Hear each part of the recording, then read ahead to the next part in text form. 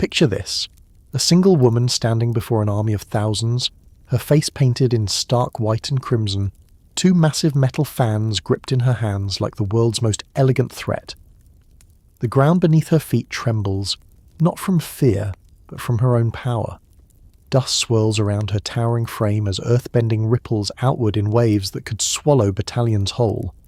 This is Avatar Kyoshi, and she's about to rewrite the rules of what an avatar can be. She lived for 230 years. Let that sink in for a moment. 230 years. She created the Dai Li, an elite force meant to protect Ba Sing Se that would eventually become one of the most corrupt organizations in Earth Kingdom history. She killed Qin the Conqueror without hesitation, watching him plummet to his death as she literally split a peninsula from the mainland. And this is the Avatar nobody expected, nobody prepared for, nobody even recognized until it was almost too late. But here's where it gets fascinating, where the contradictions start piling up like bodies on a battlefield. This is the same woman who grew up as a servant, too awkward and clumsy to be noticed, too tall and ungainly to fit anywhere. The same person who was abandoned by her parents as a child and spent years cleaning floors in the house of a false avatar, invisible to everyone who mattered. The immortal warrior who would live longer than any avatar in recorded history started her journey as the girl nobody wanted, and this changed everything. Because when Kyoshi finally stepped into her role as the avatar, she didn't do it with the gentle wisdom of Yangchen or the hopeful idealism that would one day define Aang. She did it with blood on her hands, rage in her heart, and a philosophy that would echo through centuries. Sometimes justice requires force, sometimes peace demands violence, and sometimes the avatar has to be willing to kill. No apologies, no regrets, no looking back. You know her from those brief moments in Avatar when Aang channels her spirit.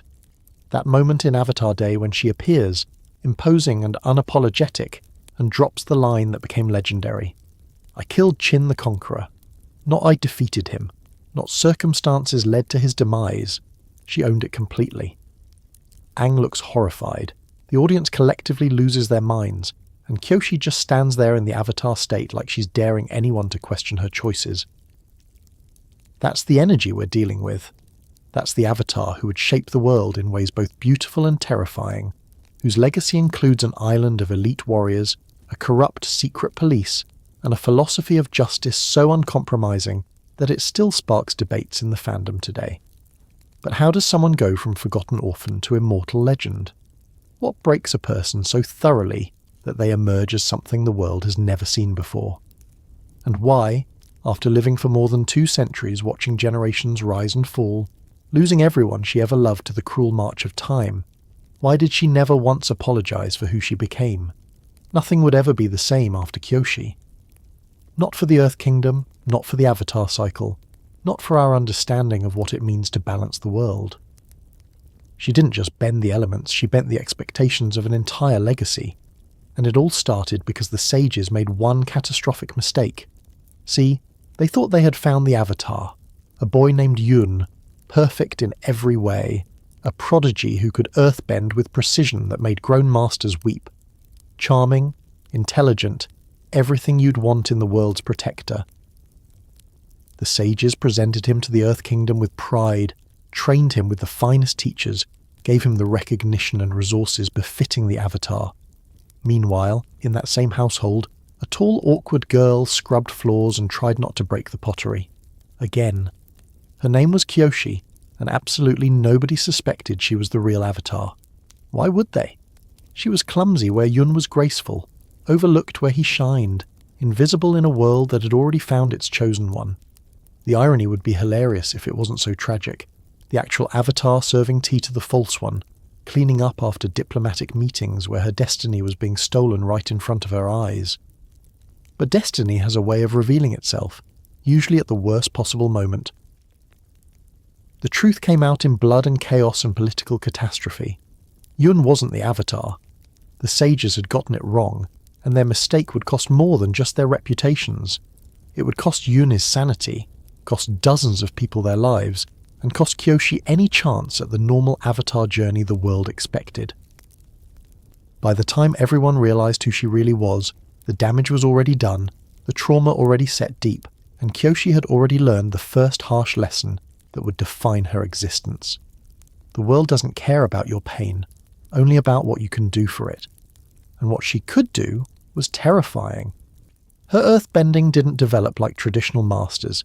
She didn't gently coax rocks from the ground or sculpt elegant formations with patient precision. When Kyoshi earthbent, it was like the planet itself was angry. Massive chunks of terrain ripping free, entire landscapes reshaping under her will, power that felt less like bending and more like geological warfare. She learned from unconventional teachers, people the sages would never approve of, techniques that prioritized overwhelming force over refined control.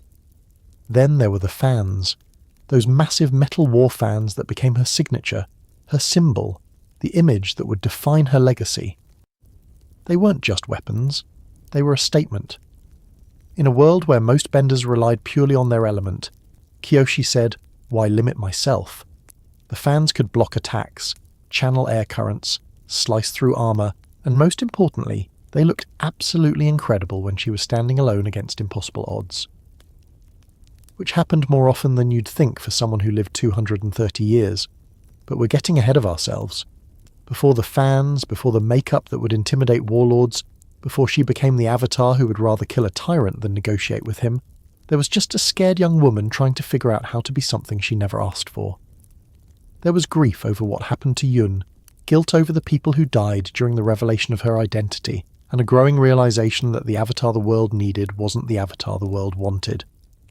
Because here's the thing about Kyoshi that makes her so compelling, so controversial, so absolutely fascinating to analyze. She understood something that most avatars struggle with their entire lives. Peace isn't always possible. Some people can't be reasoned with, can't be reformed, can't be saved. And when you're the Avatar, when the balance of the entire world rests on your shoulders, sometimes you have to make the choice nobody else will make. Sometimes you have to kill the Conqueror. Flash forward years into her Avatar career, and Chin the Conqueror is rolling across the Earth Kingdom like a natural disaster with a crown. City after city falling, kingdoms bending the knee, and the whole world watching to see what the Avatar will do. There's an expectation, right?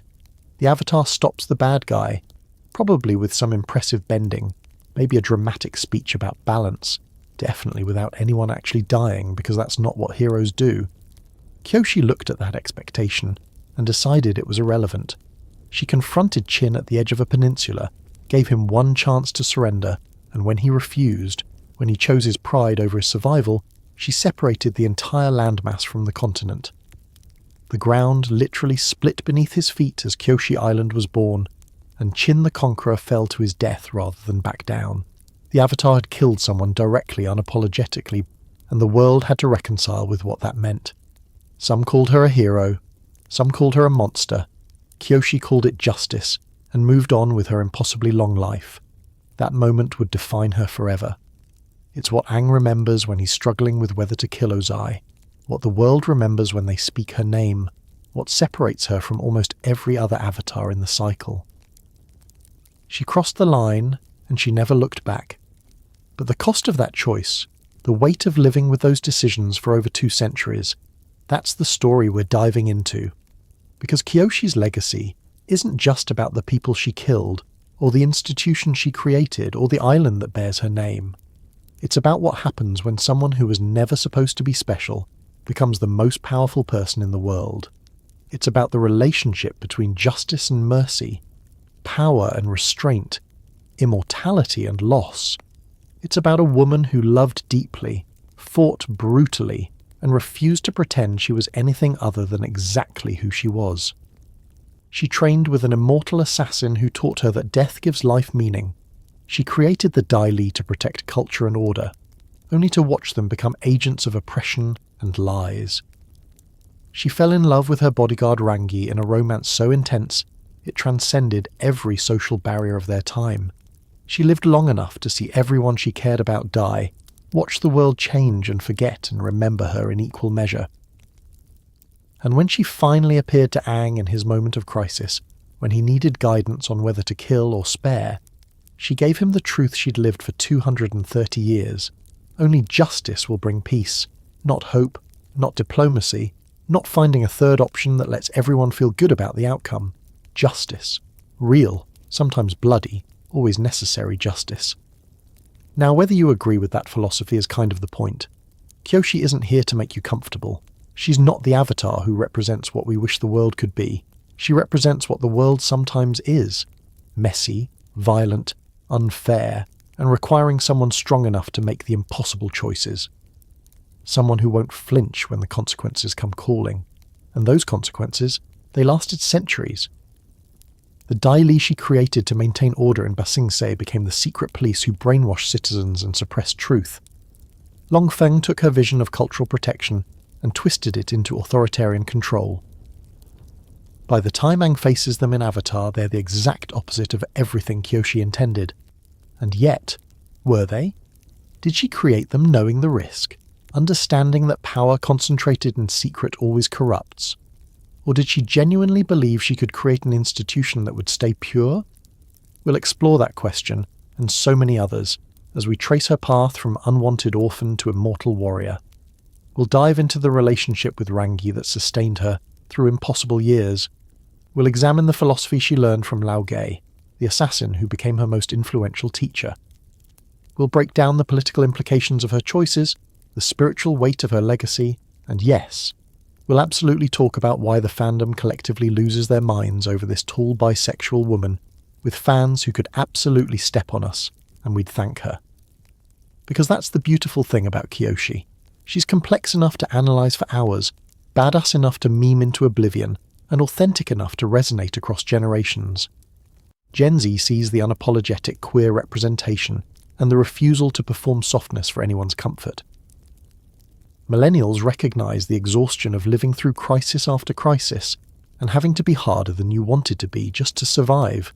And everyone appreciates a character who looks at the weight of expectation and says, actually, I'm going to do this my way. So buckle up, because we're about to spend the next few hours deep diving into every aspect of Avatar Kyoshi's life, death, and eternal legacy. We're going to talk about her training, her loves, her kills, her regrets. We're going to examine how she shaped the world of Avatar in ways both obvious and subtle. We're going to compare her philosophy to other avatars and ask the hard questions about when violence is justice and when it's just violence. And we're going to start at the very beginning, before the legend, before the power, before anyone even knew her name. We're going to meet the girl who cleaned floors in a mansion, who broke pottery and bowed her head and believed she was nobody special. The girl whose parents abandoned her to a life of servitude, whose awkward height and clumsy hands made her the target of casual cruelty, whose entire existence was defined by being overlooked. Because before Kyoshi could become the Avatar who killed without hesitation, she had to survive being the child nobody wanted. And trust me, that survival would cost her everything. Let's talk about what it means to be born to criminals in a world where your identity is supposed to be your destiny. Kyoshi's mother was Jiza, an airbender who should have been living peacefully in a temple somewhere, meditating and perfecting her spiritual connection. Instead, she was running cons, pulling schemes, using her bending to escape consequences and steal what she needed to survive. Her father was Hark, an earthbender with similar career ambitions, which is to say, none of the legal variety. Together, they made a living on the edges of society, the kind of people respectable folks crossed the street to avoid. And then they had a daughter, a tall, gangly, awkward daughter, who probably reminded them of all the stability and responsibility they'd spent their lives running from. So they did what criminals with commitment issues tend to do. They left. Kyoshi was young when her parents abandoned her, young enough that the memories probably felt more like fever dreams than actual history. Did Jiza look back as she airbent herself away to freedom? Did Hark feel even a flicker of guilt as he disappeared into whatever scheme came next? We don't know, and honestly Kyoshi probably didn't either. What she did know was the sudden, crushing weight of being unwanted by the only people who were supposed to love you unconditionally. Imagine being a child and understanding with crystal clarity that your parents chose literally anything else over you. Not because you did something wrong, not because of some tragic circumstance they couldn't control. They just didn't want to be parents anymore, so they weren't. That kind of rejection doesn't just hurt. It reshapes how you see yourself, how you move through the world, what you believe you deserve. and what Kyoshi believed she deserved was very little. She ended up in Yokoya, a city in the Earth Kingdom, working as a servant in a mansion. Not just any mansion, the household of Avatar Yun, the boy everyone believed was the reincarnation of Avatar Kuruk, the destined saviour of the world. The irony is so thick you could earthbend it. The real Avatar scrubbing floors while the false one received diplomatic training. The actual bridge between the human and spirit world serving tea to someone who would never touch the Avatar state. But nobody knew. Nobody suspected. How could they? Yun was everything an Avatar should be. Handsome, charming, a natural prodigy at earthbending who could manipulate stone with the kind of precision that made masters twice his age look clumsy. He had the political instincts of a seasoned diplomat, the confidence of someone who'd never doubted his place in the world, and the kind of easy grace that made people want to follow him. The Earth Kingdom sages looked at Yun and saw their prayers answered, saw the Avatar they'd been searching for, saw perfection. And then there was Kyoshi, tall to the point of awkwardness, all gangly limbs and uncertain movements, the kind of person who walked into a room and immediately knocked something over. She had her mother's height. Airbenders tend toward tall and lithe, but none of the grace. Every step felt like an apology, every task an opportunity to prove she wasn't good enough. The other servants probably didn't mean to be cruel, but there's a special kind of casual cruelty in being consistently overlooked, in being the person everyone forgets is in the room. She was the girl who broke everything she touched, and she believed it. When you grow up unwanted, abandoned, invisible, you start to internalize that maybe everyone's right about you. Maybe you are just the clumsy servant girl. Maybe your parents left because something about you wasn't worth staying for. Maybe the best you can hope for is to not mess up too badly while the real chosen ones save the world. The psychological weight of this cannot be overstated. We're not just talking about low self-esteem or normal teenage insecurity. Kyoshi genuinely believed she was nobody, worth nothing, destined for a life of serving people better than her. And in a world where the Avatar is worshipped as the ultimate expression of human potential, where bending ability often determines your social worth, where destiny is supposed to be written in the stars, being nobody felt like a cosmic judgment. But here's where it gets interesting, where the tiniest seeds of who she'd become start to take root. There was Rangi, Fire Nation nobility, daughter of the legendary firebending master Heiran, and personal bodyguard to Avatar Yun. Rangi was everything Kyoshi wasn't: disciplined, confident, precise, respected. She carried herself with military bearing, her firebending so controlled she could probably light a candle from across a room without singeing a single hair. She was focused, loyal, the kind of person who took her duties seriously enough to die for them if necessary. And somehow, against all logic and social barriers, she noticed Kyoshi. Their relationship didn't start with romance. We'll get to the love story that would define both their lives later. It started with something simpler and maybe more profound. Rangi saw Kyoshi as a person. Not the clumsy servant, not the girl who should be invisible, but an actual human being with thoughts and feelings and worth. That recognition, that basic acknowledgement of humanity, probably felt revolutionary to someone who'd spent years being overlooked. Picture them in the mansion gardens, Rangi taking a rare break from guarding Yun, Kyoshi trying not to drop the laundry she was carrying. Maybe they started with small conversations, the kind of idle chat that happens between people in proximity. Maybe Rangi complimented something Kyoshi did, offered help when she stumbled, laughed with her instead of at her. Small moments, but for someone starving for recognition, even scraps feel like feasts, and slowly, almost imperceptibly, Kyoshi began to believe that maybe she wasn't completely worthless.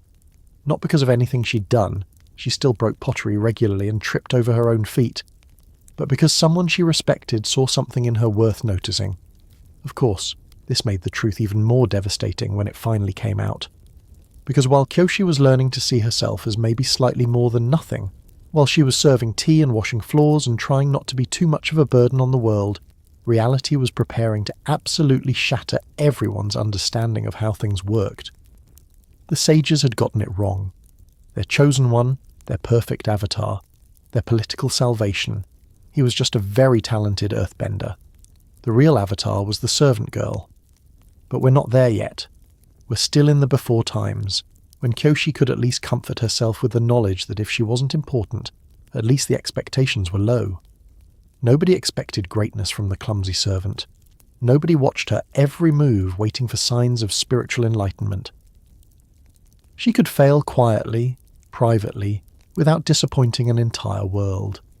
The weight of being unwanted in a world that worships the Avatar is its own special torture. Every day, Kyoshi watched people treat Yun with reverence, saw the way they lit up when he entered a room, witnessed the pride and hope and desperate faith they placed in him. And every day she cleaned up after those same people, invisible in her service, notable only when she made a mistake. The Avatar is supposed to be special, chosen by fate, marked by destiny, the bridge between worlds and the keeper of balance. The Avatar gets the best teachers, the finest resources, the unwavering support of nations. The Avatar matters in a way that ordinary people simply don't, and in a world obsessed with that significance, being ordinary feels like a curse. Except Kyoshi wasn't ordinary. She was the Avatar living in the shadow of her own stolen destiny, too unaware of her own power to even know what was being taken from her. Think about the cosmic joke of it all. Somewhere in her soul, the Avatar spirit was fully present, every past life accessible, the ability to bend all four elements just waiting for the right trigger. She had within her the same power that had stopped wars, created peace, reshaped landscapes and negotiated with spirits.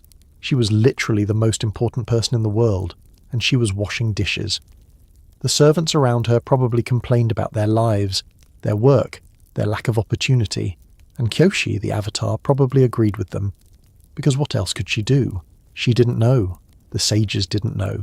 Even the Avatar spirit seemed content to wait, patient as mountains, while this girl with infinite potential convinced herself she was meant for nothing.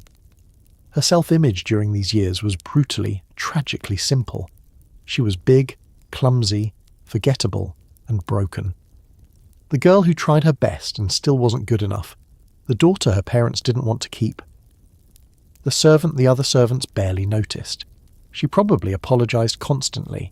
Sorry for being in the way, sorry for breaking that vase, sorry for existing too loudly in spaces meant for better people. And here's the thing that makes this whole period so psychologically fascinating. This wasn't just low self-esteem. This was a complete foundational belief system about her place in the world. Kyoshi wasn't fishing for compliments or secretly hoping someone would recognize her hidden potential. She genuinely, completely believed she was nobody, and she'd made peace with that in the way people make peace with scars that won't heal. Not happily, but with resignation. The mansion where she worked was probably beautiful, the kind of place that showcased Earth Kingdom wealth and power. Yun would have had elegant quarters, spaces designed for meditation and training and receiving important guests. The sages came and went with their wisdom and their tests and their absolute certainty that they'd found the Avatar. Diplomatic envoys arrived bearing gifts and seeking guidance.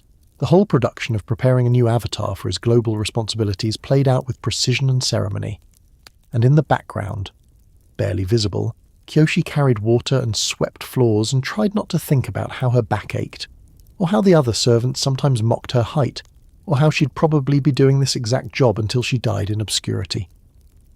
There were probably moments when she watched Yun train, saw him bend earth with casual mastery, witnessed the pride in his teacher's eyes. Did she feel envy? Probably not. That would require believing she deserved something different. More likely she felt a kind of distant admiration, the way you might appreciate a beautiful painting while knowing you'd never create one yourself. Did she ever wonder why she felt drawn to certain places or uncomfortable around certain elements? Did the Avatar spirit whisper to her in dreams she couldn't quite remember? Did past lives try to break through the wall of her self-doubt and scream, "You're the Avatar, wake up"? We don't know. But knowing what we know about how the Avatar cycle works, about how past lives can communicate and guide, it's heartbreaking to imagine them watching this girl deny her own power because nobody had ever told her she was allowed to be powerful. Jiza and Hark had vanished into whatever criminal enterprises sustained them, probably never thinking twice about the daughter they left behind. They didn't know they'd abandoned the Avatar. They didn't know their child would eventually live for 230 years, reshape nations, create lasting institutions, and be remembered as one of the most formidable benders in history. They just knew they didn't want to be parents, so they weren't.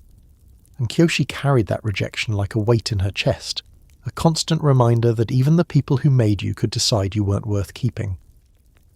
But Rangi kept noticing her, kept talking to her, kept treating her like a person who mattered, even when Kyoshi herself didn't believe it. And maybe that's where the real story begins. Not with the revelation of power or the discovery of destiny, but with one person telling another, "I see you," and meaning it. Because when the truth finally came out, when the sages realized their catastrophic mistake, and the world discovered that the real Avatar had been there all along, that foundation of being seen by Rangi, of having at least one person who believed in her worth beyond her bending, that would be the thing that kept Kyoshi from completely shattering. But the shattering would come anyway, for Yun, for the political establishment, for Kyoshi's fragile sense of self. The truth doesn't care about who's ready for it, and destiny doesn't wait for convenient moments. The girl who broke everything she touched was about to break something much bigger than pottery. She was about to break the entire world's understanding of how Avatar succession worked, break a young man's identity and sanity, break the sage's confidence, and break herself open to reveal power nobody had prepared her to handle.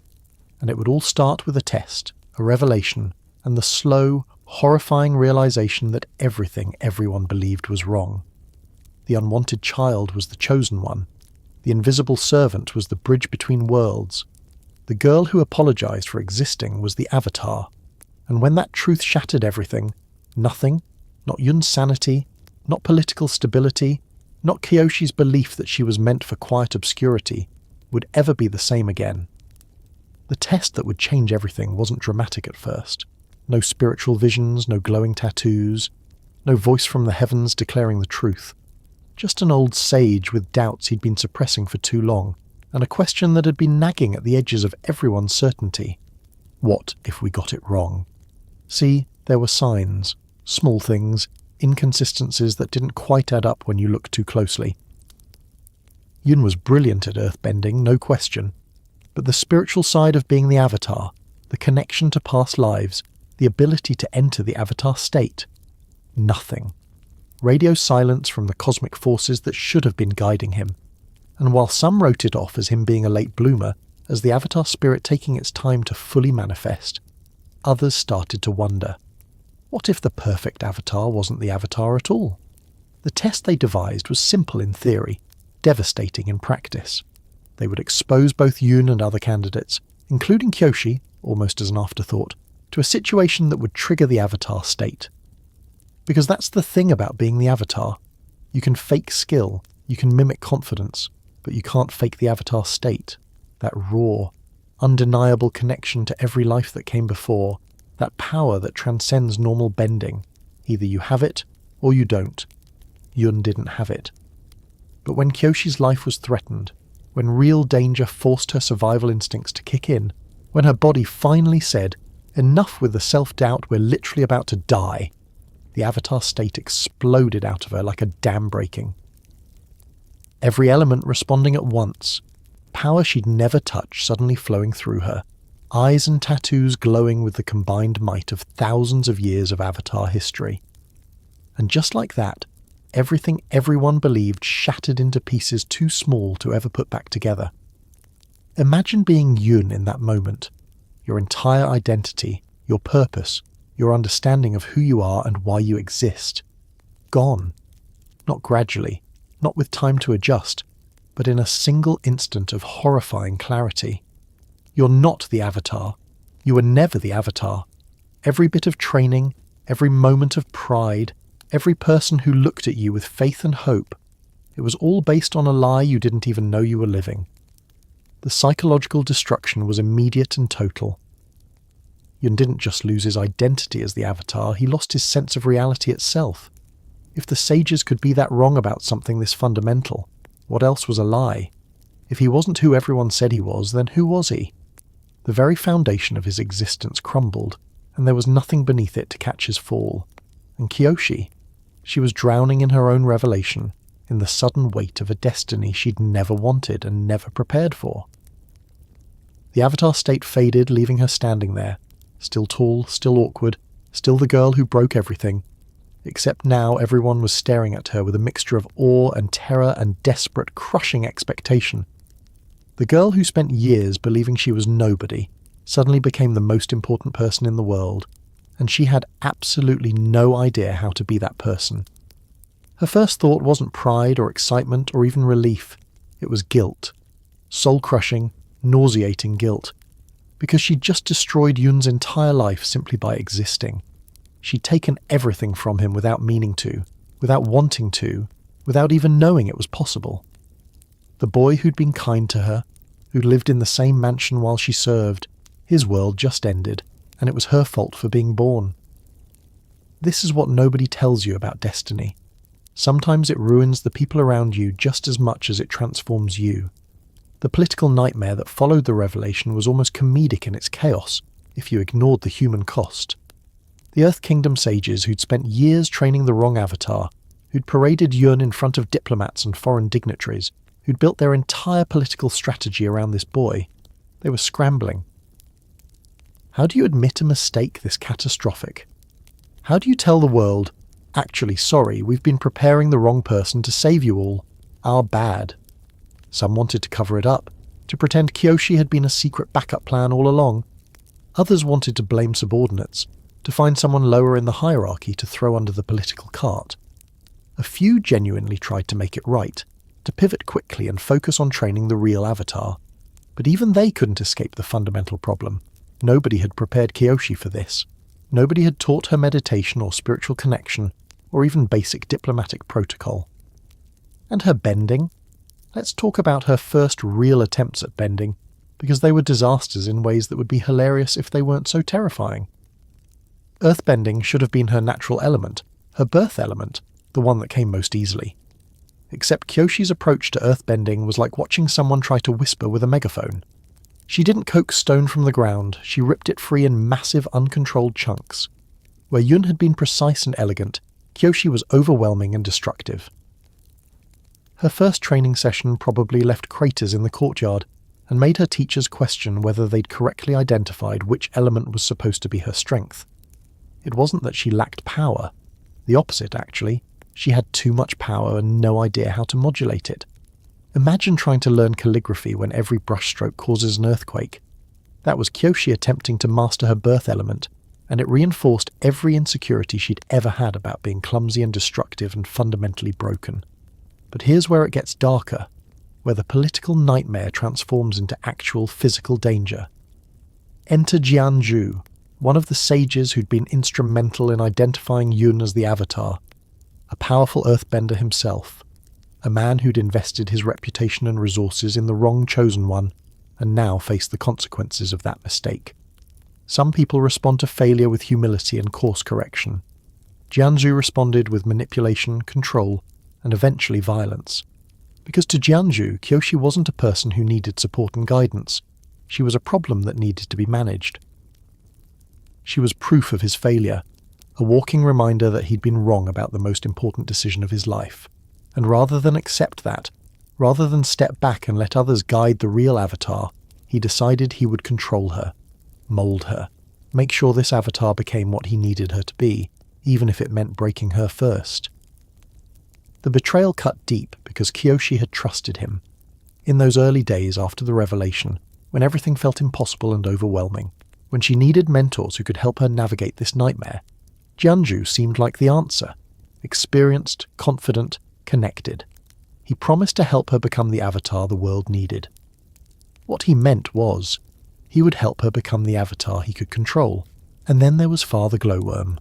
And this is where we need to talk about trauma that goes beyond political intrigue or identity crisis. This is body horror, spiritual violation, the kind of encounter that scars you in ways that never fully heal.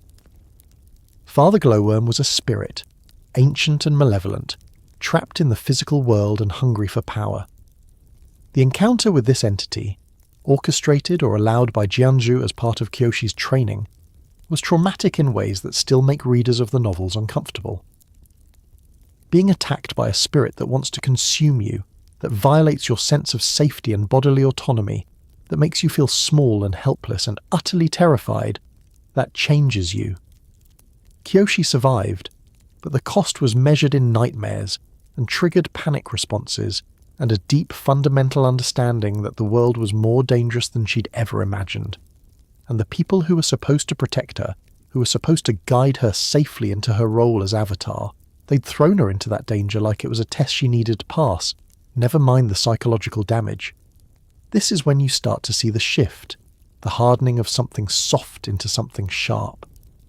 Kyoshi began to understand that trust was a luxury she couldn't afford, that the people in power cared more about their agendas than her well-being, that survival might require becoming someone she'd never wanted to be. Meanwhile, Yun was descending into his own nightmare, and his transformation into a tragic villain is one of the most heartbreaking arcs in the Avatar expanded universe. He didn't become evil overnight. There was no sudden decision to abandon morality and embrace darkness. Instead, there was a slow, agonizing erosion of everything that made him who he was. The boy who'd been charming became bitter. The prodigy who'd been confident became desperate to prove his worth through any means necessary. The Avatar who wasn't started to wonder, if the universe made a mistake, if he was supposed to be the Avatar but fate got it wrong, couldn't he correct that mistake? Yun's earthbending evolved in disturbing ways. He developed techniques that were brilliant and horrifying in equal measure, bending that reflected his fractured psyche and growing detachment from normal human empathy. Where Kyoshi bent with overwhelming force, Yun bent with surgical precision aimed at causing maximum damage. He could reach inside someone's body and bend the earth-based minerals in their bones. Let that sink in for a moment. He could kill you from the inside out, using the calcium in your skeleton as a weapon against you. That's not just powerful bending. That's bending fueled by rage and pain, and a desperate need to prove that he matters, that he's not just a mistake the universe made. The tragedy is that Yun and Kyoshi could have helped each other. They were both victims of the same catastrophic error, both struggling with identities that had been shattered and expectations that felt impossible. In another timeline, maybe they become allies, maybe they find a way to reconcile their shared trauma. But this timeline didn't allow for that mercy. The massacre at Jianzhu's mansion was the moment when theory became practice, when political maneuvering turned into actual bloodshed, when Kyoshi finally understood that being the Avatar meant watching people die and knowing you could have prevented it. Yun came for revenge. Jianzhu had manipulated him, had used him as a pawn, had discarded him when he was no longer useful, and Yun wanted blood. Not metaphorical justice or spiritual balance or any of the high-minded concepts the Avatar is supposed to pursue. Just blood, pure and simple, the kind of visceral revenge that feels right when you've been destroyed so completely. The fight that erupted was chaos incarnate, earthbending on a level most people never witness, the mansion itself becoming a weapon and a cage, walls crumbling and floors rupturing and the very ground turning into a killing field. Servants who'd done nothing wrong caught in the crossfire. Guests who'd arrived for diplomatic functions suddenly fighting for their lives. And in the centre of it all, Kyoshi, barely trained, overwhelmed, terrified, and desperately trying to stop the violence without even knowing if she could. People died. Not metaphorically, not off-screen, actually died. Crushed by stone or caught in collateral damage or simply in the wrong place when power beyond their comprehension started flying. And Kyoshi watched it happen, felt the weight of each death, understood that this was her responsibility now. The Avatar is supposed to prevent this kind of tragedy, and she'd failed before she even really started. But the worst part, the moment that would haunt her through centuries of life, was her first kill. Or near kill, the details get fuzzy depending on which account you read. But the emotional reality is clear. Kyoshi was forced into a position where someone's life was in her hands, where stopping the violence meant potentially ending someone else's existence, where every peaceful option had evaporated and only force remained. And she chose force. Maybe it was Jianzhu, the manipulative sage who'd orchestrated so much suffering. Maybe it was one of Yun's allies, someone who'd sided with the false Avatar and decided the real one needed to die. Maybe it was a moment of pure survival instinct, kill or be killed reduced to its most primal form. Whoever it was, whatever the exact circumstances, Kyoshi crossed a line that most Avatars spend their entire lives avoiding. She used her bending to end or nearly end a life, deliberately, consciously, making a choice that Aang would later struggle with for an entire series finale. The emotional core of this moment is what shapes everything that comes after. This isn't a warrior making a tactical decision in the heat of battle. This is a young woman who still sees herself as the clumsy servant girl who never wanted power or responsibility or blood on her hands, being forced to become someone she doesn't recognize. The guilt is immediate and overwhelming, mixed with relief at being alive, mixed with rage at being put in this position, mixed with the dawning realization that this won't be the last time. Because that's the truth the massacre taught her. Being the Avatar doesn't mean you can save everyone. Sometimes it means you have to choose who lives and who dies, and live with those choices forever. In the aftermath, surrounded by rubble and bodies and the shattered remains of everything she thought her life would be, Kyoshi understood something fundamental. The Avatar the world wanted, peaceful, diplomatic, able to solve every problem through spiritual wisdom and clever negotiation, that Avatar was a fantasy. The real world was violent and messy and full of people like Jianzhu who would manipulate you, people like Yun who would break and become dangerous, situations where every option was terrible and you just had to pick the least terrible one. She could have become like Aang, seeking peace above all, finding third options and refusing to compromise her morals no matter the cost. Instead, she chose a different path. The path of someone who understood that sometimes justice requires force. Sometimes peace demands violence. Sometimes the Avatar has to be willing to kill. Not because she wanted to, not because it felt good or righteous or aligned with some grand philosophy, but because the alternative, letting innocent people die while she clung to moral purity, felt worse. This is the transformation that defines her, the shattering that reshapes her into the Kyoshi we know from the main series. The girl who apologized for existing died in that mansion, burned away by trauma and blood and impossible choices. What emerged was someone harder, someone who'd learned that survival sometimes means becoming the person you never wanted to be. Yun was still out there, somewhere, descending further into his own darkness. Jianzhu's machinations continued, his control slipping but his influence still poisonous. The Earth Kingdom's political establishment was in chaos, trying to manage an Avatar they couldn't predict or control. And Kyoshi was left standing in the wreckage of her old life, knowing there was no going back, no return to innocence or the comfort of being nobody. She was the Avatar, and the Avatar she was learning sometimes had to do terrible things for good reasons. Sometimes had to carry guilt that would never wash clean, sometimes had to look in the mirror and not recognize the person staring back. But here's the thing about shattering. Sometimes what emerges from the broken pieces is stronger than what came before. Not better, not happier, but stronger, harder, more capable of doing what needs to be done. Kyoshi was about to learn from the most unconventional teachers the Avatar world had ever seen. She was about to develop a fighting style that would terrify warlords and inspire legends. She was about to make choices that would echo through centuries, creating institutions and traditions and a legacy so complex that people would still be debating it generations later. But first, she had to accept what she'd become. The unwanted child who discovered she was the chosen one. The servant who broke pottery who now broke armies. The girl who trusted too easily who learned that sometimes trust gets people killed. She had to become Avatar Kyoshi, and that meant leaving behind every soft part of herself that couldn't survive what was coming next. Because the world wasn't going to get easier. The challenges weren't going to get simpler, and Kyoshi, whether she wanted to or not, was going to have to become someone strong enough to face them, even if it cost her everything she thought she was. Most avatars learn from monks and sages and respected masters who've spent decades perfecting their craft through discipline and spiritual enlightenment.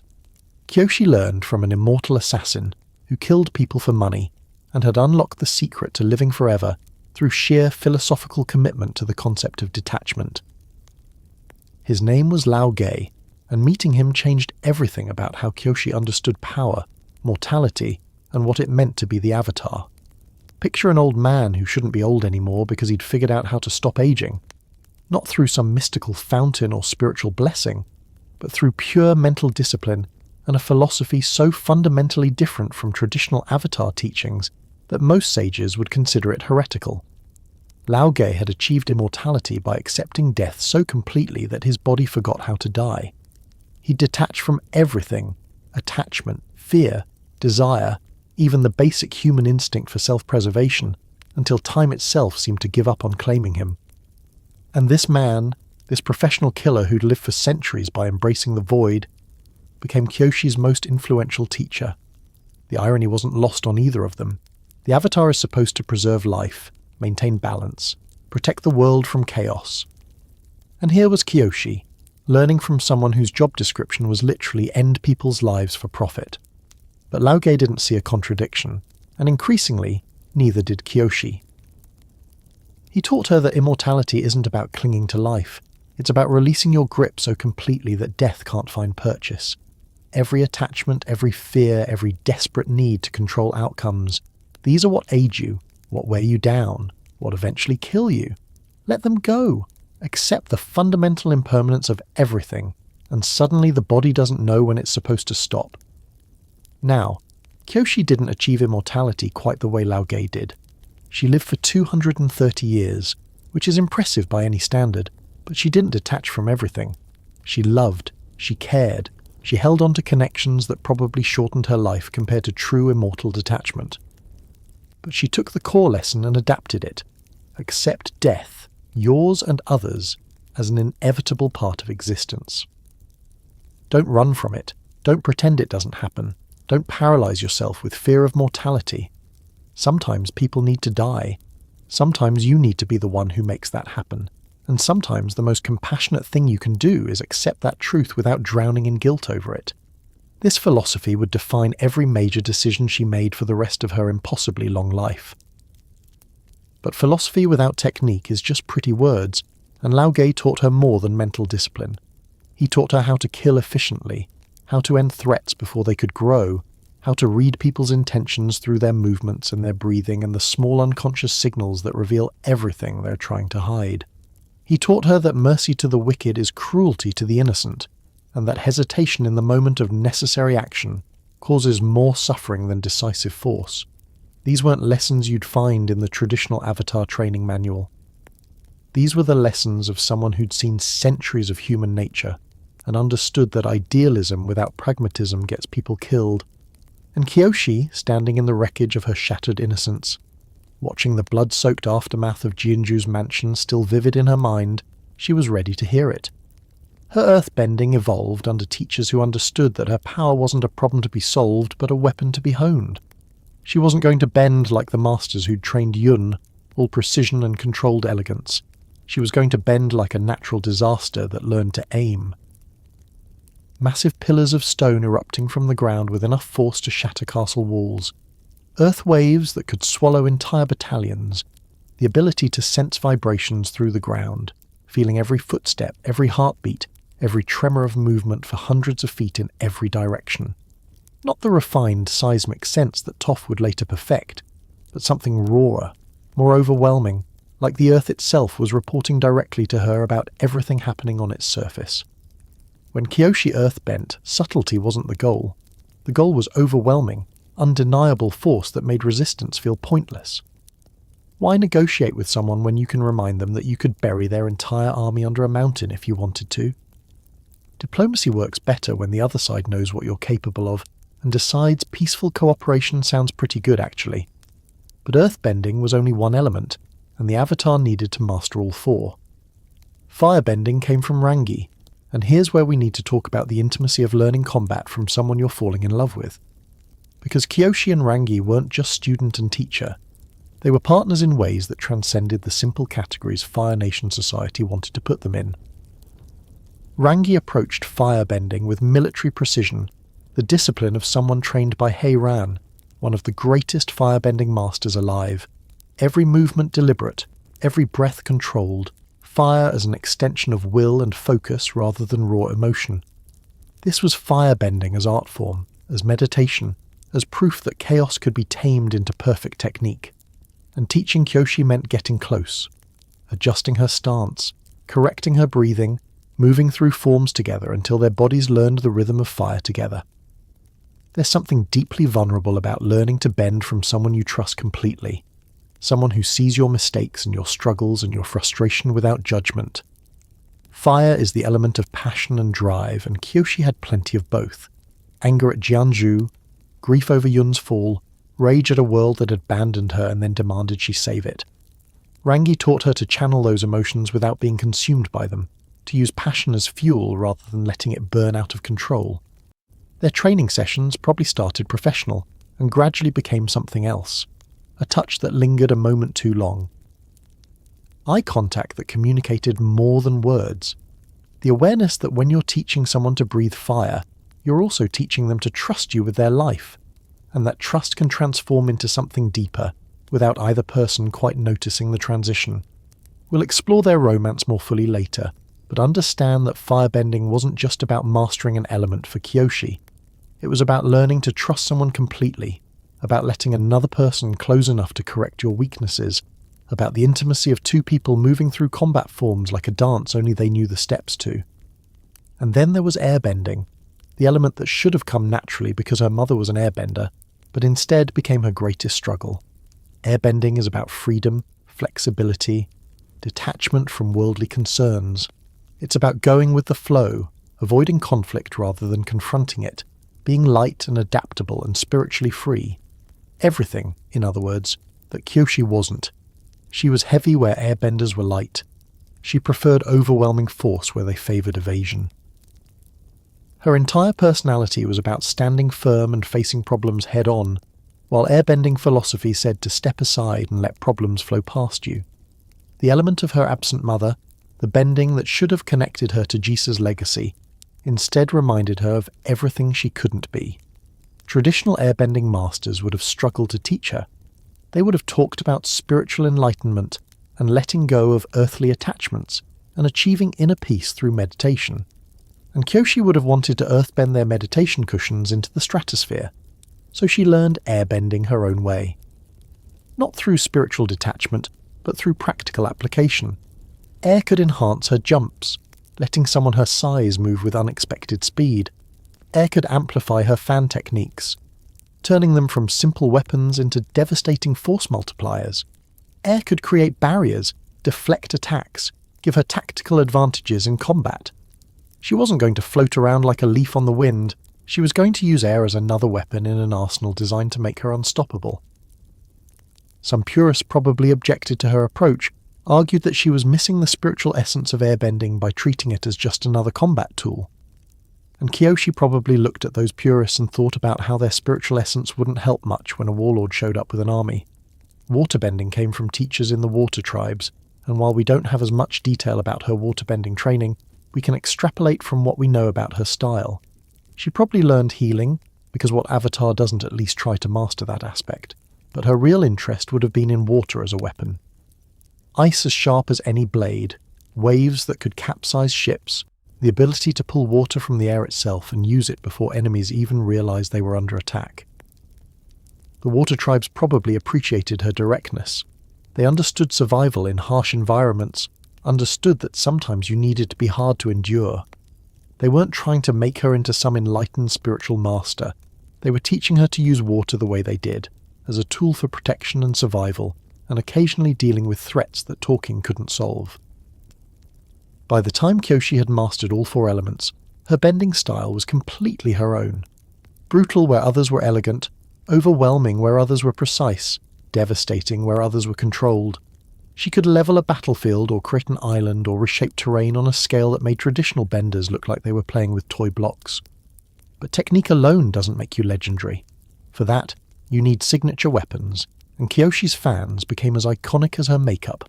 The fans were massive, not the delicate decorative fans of nobility, but war fans made of metal, sharp enough to cut and heavy enough to block attacks.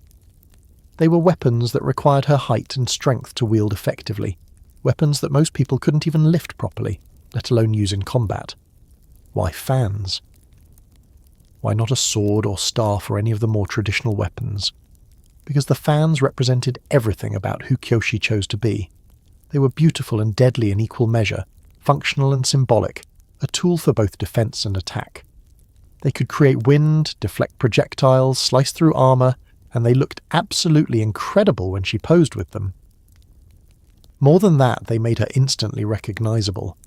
On a battlefield crowded with soldiers, the tall woman with the fans and the face paint became an icon, a symbol, a presence that shifted morale just by being seen. Enemies saw those fans and knew who they were facing.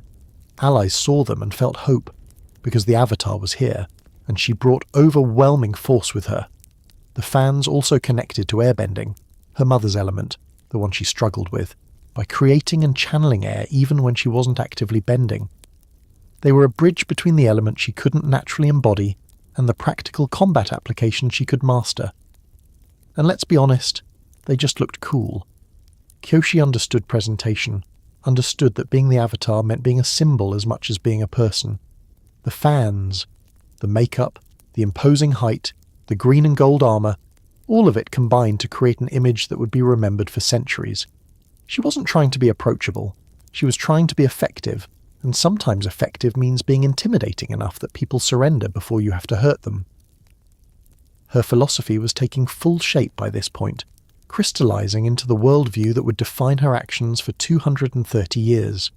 Justice over peace, action over hesitation, force when necessary, overwhelming and decisive, because half measures just prolong conflict and cause more suffering. She'd learned from past avatars too, accessing their memories and wisdom through the avatar state. Avatar Yang Chen, the airbending avatar before Kuruk, taught her that sometimes the avatar has to make choices that compromise spiritual ideals for practical necessity. Yang Chen had been ruthlessly pragmatic despite being an airbender, understanding that the avatar's duty to the world sometimes meant doing things that weren't spiritually pure. Avatar Kuruk taught her through his failures he'd been too passive, too focused on his own happiness, too willing to let problems solve themselves, and he'd paid for it, lost his love to Ko the Face Stealer, spent his shortened life drowning in guilt and spirits hunting. Kuruk's lesson was clear. Sometimes action is required even when you'd rather not act, even when the cost feels too high. But Lao Ge remained her most important mentor, the one whose teaching she returned to again and again. Because Lao Ge understood something that traditional avatar training missed. Immortality isn't about living forever. It's about accepting death so completely that you stop fearing it. And once you stop fearing death, yours or others, you can make decisions based on what's necessary rather than what feels comfortable. Immortality through acceptance of death sounds like a contradiction, but it's actually the key to understanding Kyoshi's entire approach to being the Avatar. She didn't fear killing because she'd accepted death as natural and necessary. She didn't hesitate in crucial moments because she'd released her attachment to being seen as pure or good or morally perfect. She made the hard choices because she'd learned that someone has to, and the Avatar refusing to do so just means someone with less power and fewer resources gets stuck with the burden instead. This is where her philosophy diverges so dramatically from Aang's. Aang believed in the inherent value of all life, in finding alternatives to killing, in preserving even enemies if at all possible. And those are beautiful ideals, genuinely noble in ways that deserve respect. But Kyoshi had seen what happens when ideals meet reality, and reality doesn't blink. She'd watched Jianzhu manipulate people under the guise of wisdom. She'd seen Yun transform from a good person into a broken monster. She'd stood in the aftermath of violence that talking couldn't prevent and diplomacy couldn't stop. So her philosophy became, I will try other options first, but when a tyrant needs to die, I'll kill them. When an institution needs to be created, even if it might be corrupted later, I'll create it. When force is the only language someone speaks, I'll speak it fluently enough to end the conversation. I killed Qin the Conqueror, that statement delivered with zero apology to Aang centuries later, encapsulates everything about her worldview. She didn't say Qin fell, didn't frame it as an accident or a tragic necessity she regretted. She owned the action completely, stood behind the choice without shame or excuse, and if you had a problem with it, that was your problem, not hers. That level of unapologetic moral clarity is rare, especially in a hero character. Most protagonists who kill struggle with it, question themselves, worry about whether they're becoming the villain. Kyoshi just accepted it as part of the job description and moved on. But building a philosophy is one thing, building a team to support it is another. And Kyoshi couldn't do everything alone, even with all 4 elements at her command. She surrounded herself with people who understood her approach, who didn't need her to be soft or compromising or traditionally heroic. Rangi, obviously, her partner in every sense of the word. Others who appear in the novels, warriors and benders and people who'd seen enough of the world to know that sometimes you need someone willing to cross lines. This wasn't the Team Avatar dynamic we see with Aang or Korra, all friendship and growth and learning to work together. This was more like a military unit, people with complementary skills who trusted each other in combat and didn't need to agree on everything else. They didn't have to like each other, they just had to be willing to do what needed doing when Kyoshi called. And what Kyoshi called for was usually some variation of stop this threat before it grows into something worse. She was building something new, a different kind of Avatar legacy. Not the spiritual guide who mediates between nations with wisdom and patience. Not the reluctant hero who agonizes over every difficult choice. She was becoming the Avatar who showed up, assessed the situation, and solved problems with decisive force. The world had never seen an Avatar quite like her before, and it wouldn't see one quite like her again. Even Yang Chen's pragmatism had limits. Even the most aggressive past Avatars had maintained some pretense of seeking peaceful solutions first. Kyoshi just cut through all that and did what worked. And here's the thing, it did work. Her approach, her philosophy, her willingness to use overwhelming force when necessary. It actually stabilized the Earth Kingdom in ways that softer approaches hadn't. Warlords looked at her track record and decided maybe conquest wasn't worth it. Criminal organizations realized that the Avatar wasn't going to negotiate with them, she was just going to dismantle them. Peace through strength isn't the most enlightened philosophy, but it's effective when you have enough strength to back it up. Of course, with power came responsibility, and with responsibility came impossible choices that would haunt her for centuries. Creating the Dai Li seemed like a good idea at the time. We'll explore that decision more deeply later, but it demonstrates the core tension in Kyoshi's philosophy. Yes, sometimes you need to use force and create institutions of control, but those same tools can be corrupted, turned against the very people they were meant to protect. Did she know that risk when she created them? Probably. Did she do it anyway because the immediate need outweighed the potential future corruption? Absolutely. That's the Kyoshi way. Make the choice that solves the current problem and deal with the consequences when they arrive. She was becoming someone who could carry the weight of those consequences without breaking. Someone who could live with blood on her hands and still sleep at night, because she believed in the necessity of her actions. Someone who'd learned from an immortal assassin that attachment to outcomes, guilt over past choices, fear of future consequences, these are what destroy you, and she couldn't afford to be destroyed. The Avatar the world got was hard where they expected soft, violent where they expected peaceful, unapologetic where they expected humble. And whether you think that made her the best Avatar or the worst Avatar probably says more about your own philosophy than it does about hers. But one thing was undeniable, Kyoshi got results. The Earth Kingdom stabilized under her watch, threats were neutralized before they could grow, and when she finally faced Qin the Conqueror at that peninsula, when she made the choice that would define her legacy forever, she had the training, the philosophy, and the absolute conviction to do what she believed was necessary. No hesitation, no apologies, no looking back, just the Avatar standing alone, fans drawn, ready to reshape the world one decisive action at a time. Let's set the scene. The Earth Kingdom is burning piece by piece, city by city, and everyone's waiting for the Avatar to stop it peacefully. Because that's what Avatars do, right? They negotiate, they find common ground, they demonstrate the power of diplomacy and spiritual wisdom until even the worst tyrant sees the error of his ways and surrenders to the natural order of balance. Except Kyoshi looked at that expectation, looked at Qin the Conqueror's trail of conquest and subjugation, and decided that sometimes the natural order of balance requires dropping someone off a cliff. Qin the Conqueror wasn't some petty warlord with delusions of grandeur. This was a military genius, a charismatic leader, a man who'd spent years methodically conquering the Earth Kingdom with a combination of strategic brilliance and overwhelming force. Kingdom after kingdom fell to his armies, not because they were weak, but because Qin was genuinely that good at warfare. He understood logistics, terrain, psychology, everything you need to build an empire from the ground up. And he was winning. Picture the map of the Earth Kingdom gradually changing colours as Qin's territory expanded. Small villages first, easy targets to build momentum and resources, then larger towns, strategic positions that gave him control over trade routes and military advantages. Then full kingdoms, established powers that should have been able to resist but somehow couldn't, when Qin's armies arrived with their disciplined formations and their leaders' unshakable confidence. This wasn't a random bandit causing chaos. This was systematic conquest, the kind that reshapes political boundaries and destroys cultures and leaves nothing but Qin's vision of how the world should be organized. And his vision didn't include independent kingdoms making their own decisions, or people choosing their own leaders. His vision was simple. Qin rules everything, everyone else obeys, and anyone who disagrees gets crushed. The Earth Kingdom's response was predictably ineffective. Individual kingdoms tried to stand alone, got conquered. Alliances formed, fell apart under pressure, got conquered anyway.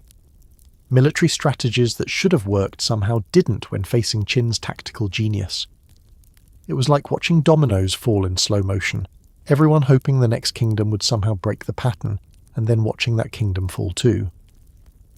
And the whole time, everyone kept looking toward the Avatar, waiting for Kyoshi to step in and solve this the way avatars are supposed to solve things. With wisdom, with spiritual authority, with some clever solution that stops the violence without anyone actually dying.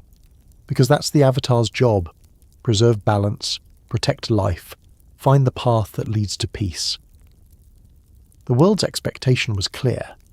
Kyoshi would meet with Qin, demonstrate her power in some impressive but non-lethal way, negotiate a settlement that preserved Qin's dignity while stopping his conquest, and everyone would go home satisfied that the Avatar had once again proven violence isn't necessary when you have spiritual authority and sick-bending skills. Kyoshi had other plans. She'd spent years by this point developing her philosophy, training with Lao Ge, learning that sometimes the compassionate choice is the decisive one. She'd watched diplomatic solutions fail, seen how tyrants interpret negotiation as weakness, understood that some people only respect force. And Qin the Conqueror, riding high on victory after victory, drunk on his own success, he wasn't going to stop because the Avatar asked nicely.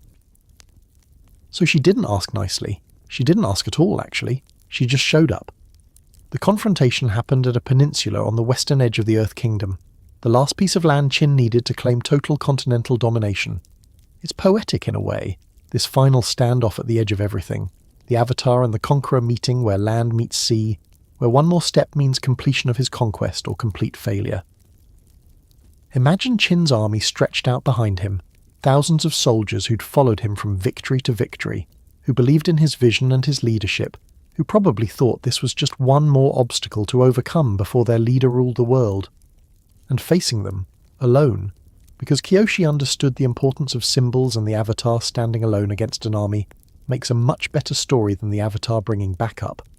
Was this impossibly tall woman with fans and face paint and an expression that suggested she was done talking? The standoff itself must have been tense in ways that made everyone watching hold their breath. Qin, confident to the point of arrogance, probably figured this would go like every other confrontation he'd won. The Avatar would posture, maybe demonstrate some bending, deliver a speech about balance and harmony, and eventually back down because Avatars don't kill people. They protect life, they seek peace, they find alternatives. Kyoshi stood there and let him believe that right up until the moment she proved him catastrophically wrong. Here's where we need to talk about what actually happened, because the details matter, and they've been debated for centuries. Did Kyoshi kill Qin the Conqueror, or did he choose his own death? It's a question that reveals everything about how you view power, responsibility, and the Avatar's role in the world. The facts. Kyoshi separated the peninsula from the mainland using earthbending on a scale that redefined what people thought was possible. We're not talking about raising a wall or creating a barrier. She split an entire landmass from the continent, using earthbending to literally reshape geography and create what would become Kyoshi Island. The ground beneath Qin's feet crumbled as the land separated, creating a chasm between the new island and the mainland. Qin had a choice in that moment. He could step back, retreat to safe ground, accept that the Avatar had just demonstrated power beyond anything his armies could counter. He could surrender, negotiate, find some way to preserve his life even if his dreams of conquest died. He chose to stand his ground, chose pride over survival, chose to go down with the peninsula rather than bow to the Avatar, and he fell to his death as the land split beneath him. So the question becomes, is that murder? Did Kyoshi kill him by creating the situation that led to his death, even though he chose not to save himself? Or did Chin kill himself through his own stubborn refusal to accept reality? Traditional legal philosophy would probably go in circles for years debating this.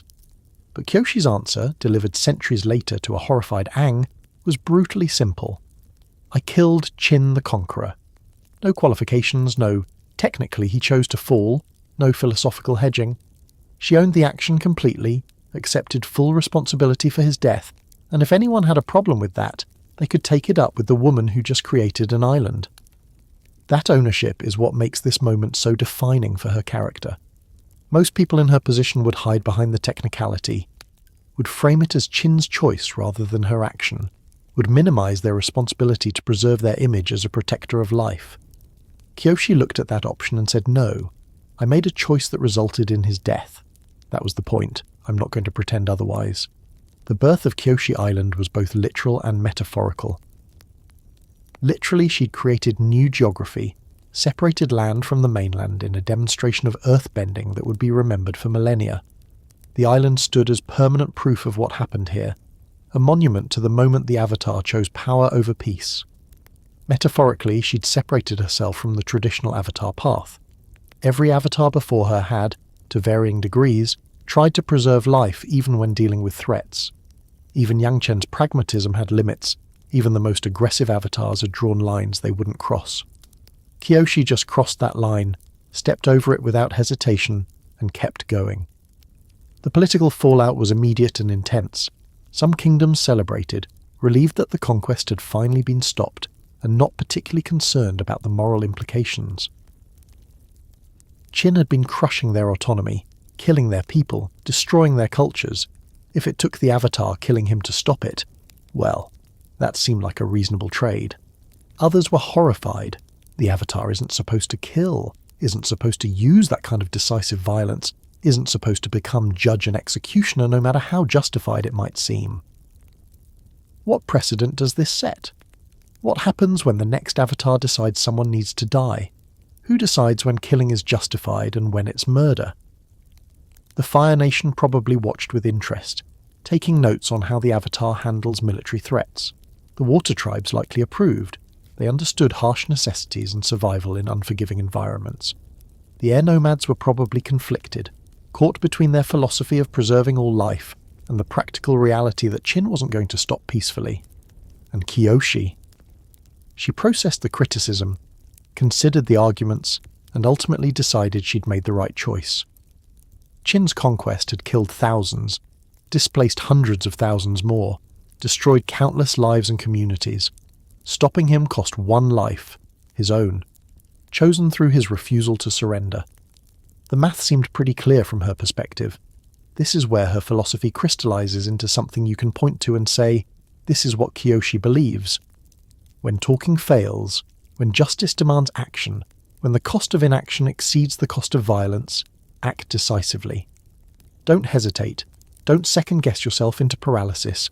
Don't let moral purity prevent you from doing what's necessary. Some people need to die, not because you want them to, not because it feels good or righteous, but because the alternative, letting them continue causing harm, results in more death and suffering.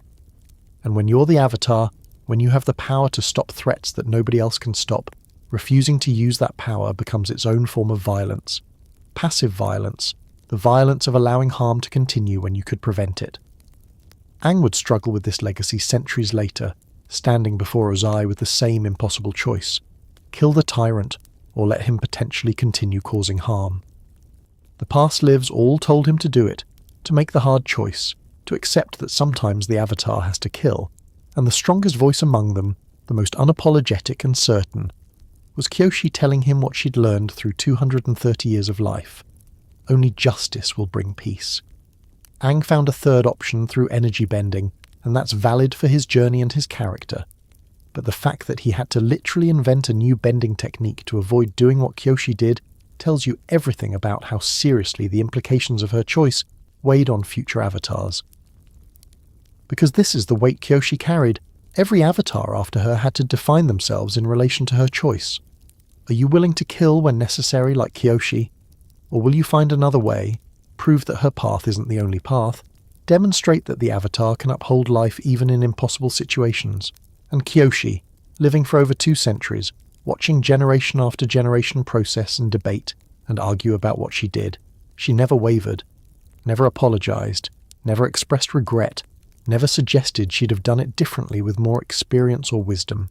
The choice was made, the consequences accepted, and she moved forward with absolute conviction that justice had been served. Let's take a moment to appreciate the absurdity of Chin's hubris from a different angle. Because honestly, his tactical meetings must have been wild.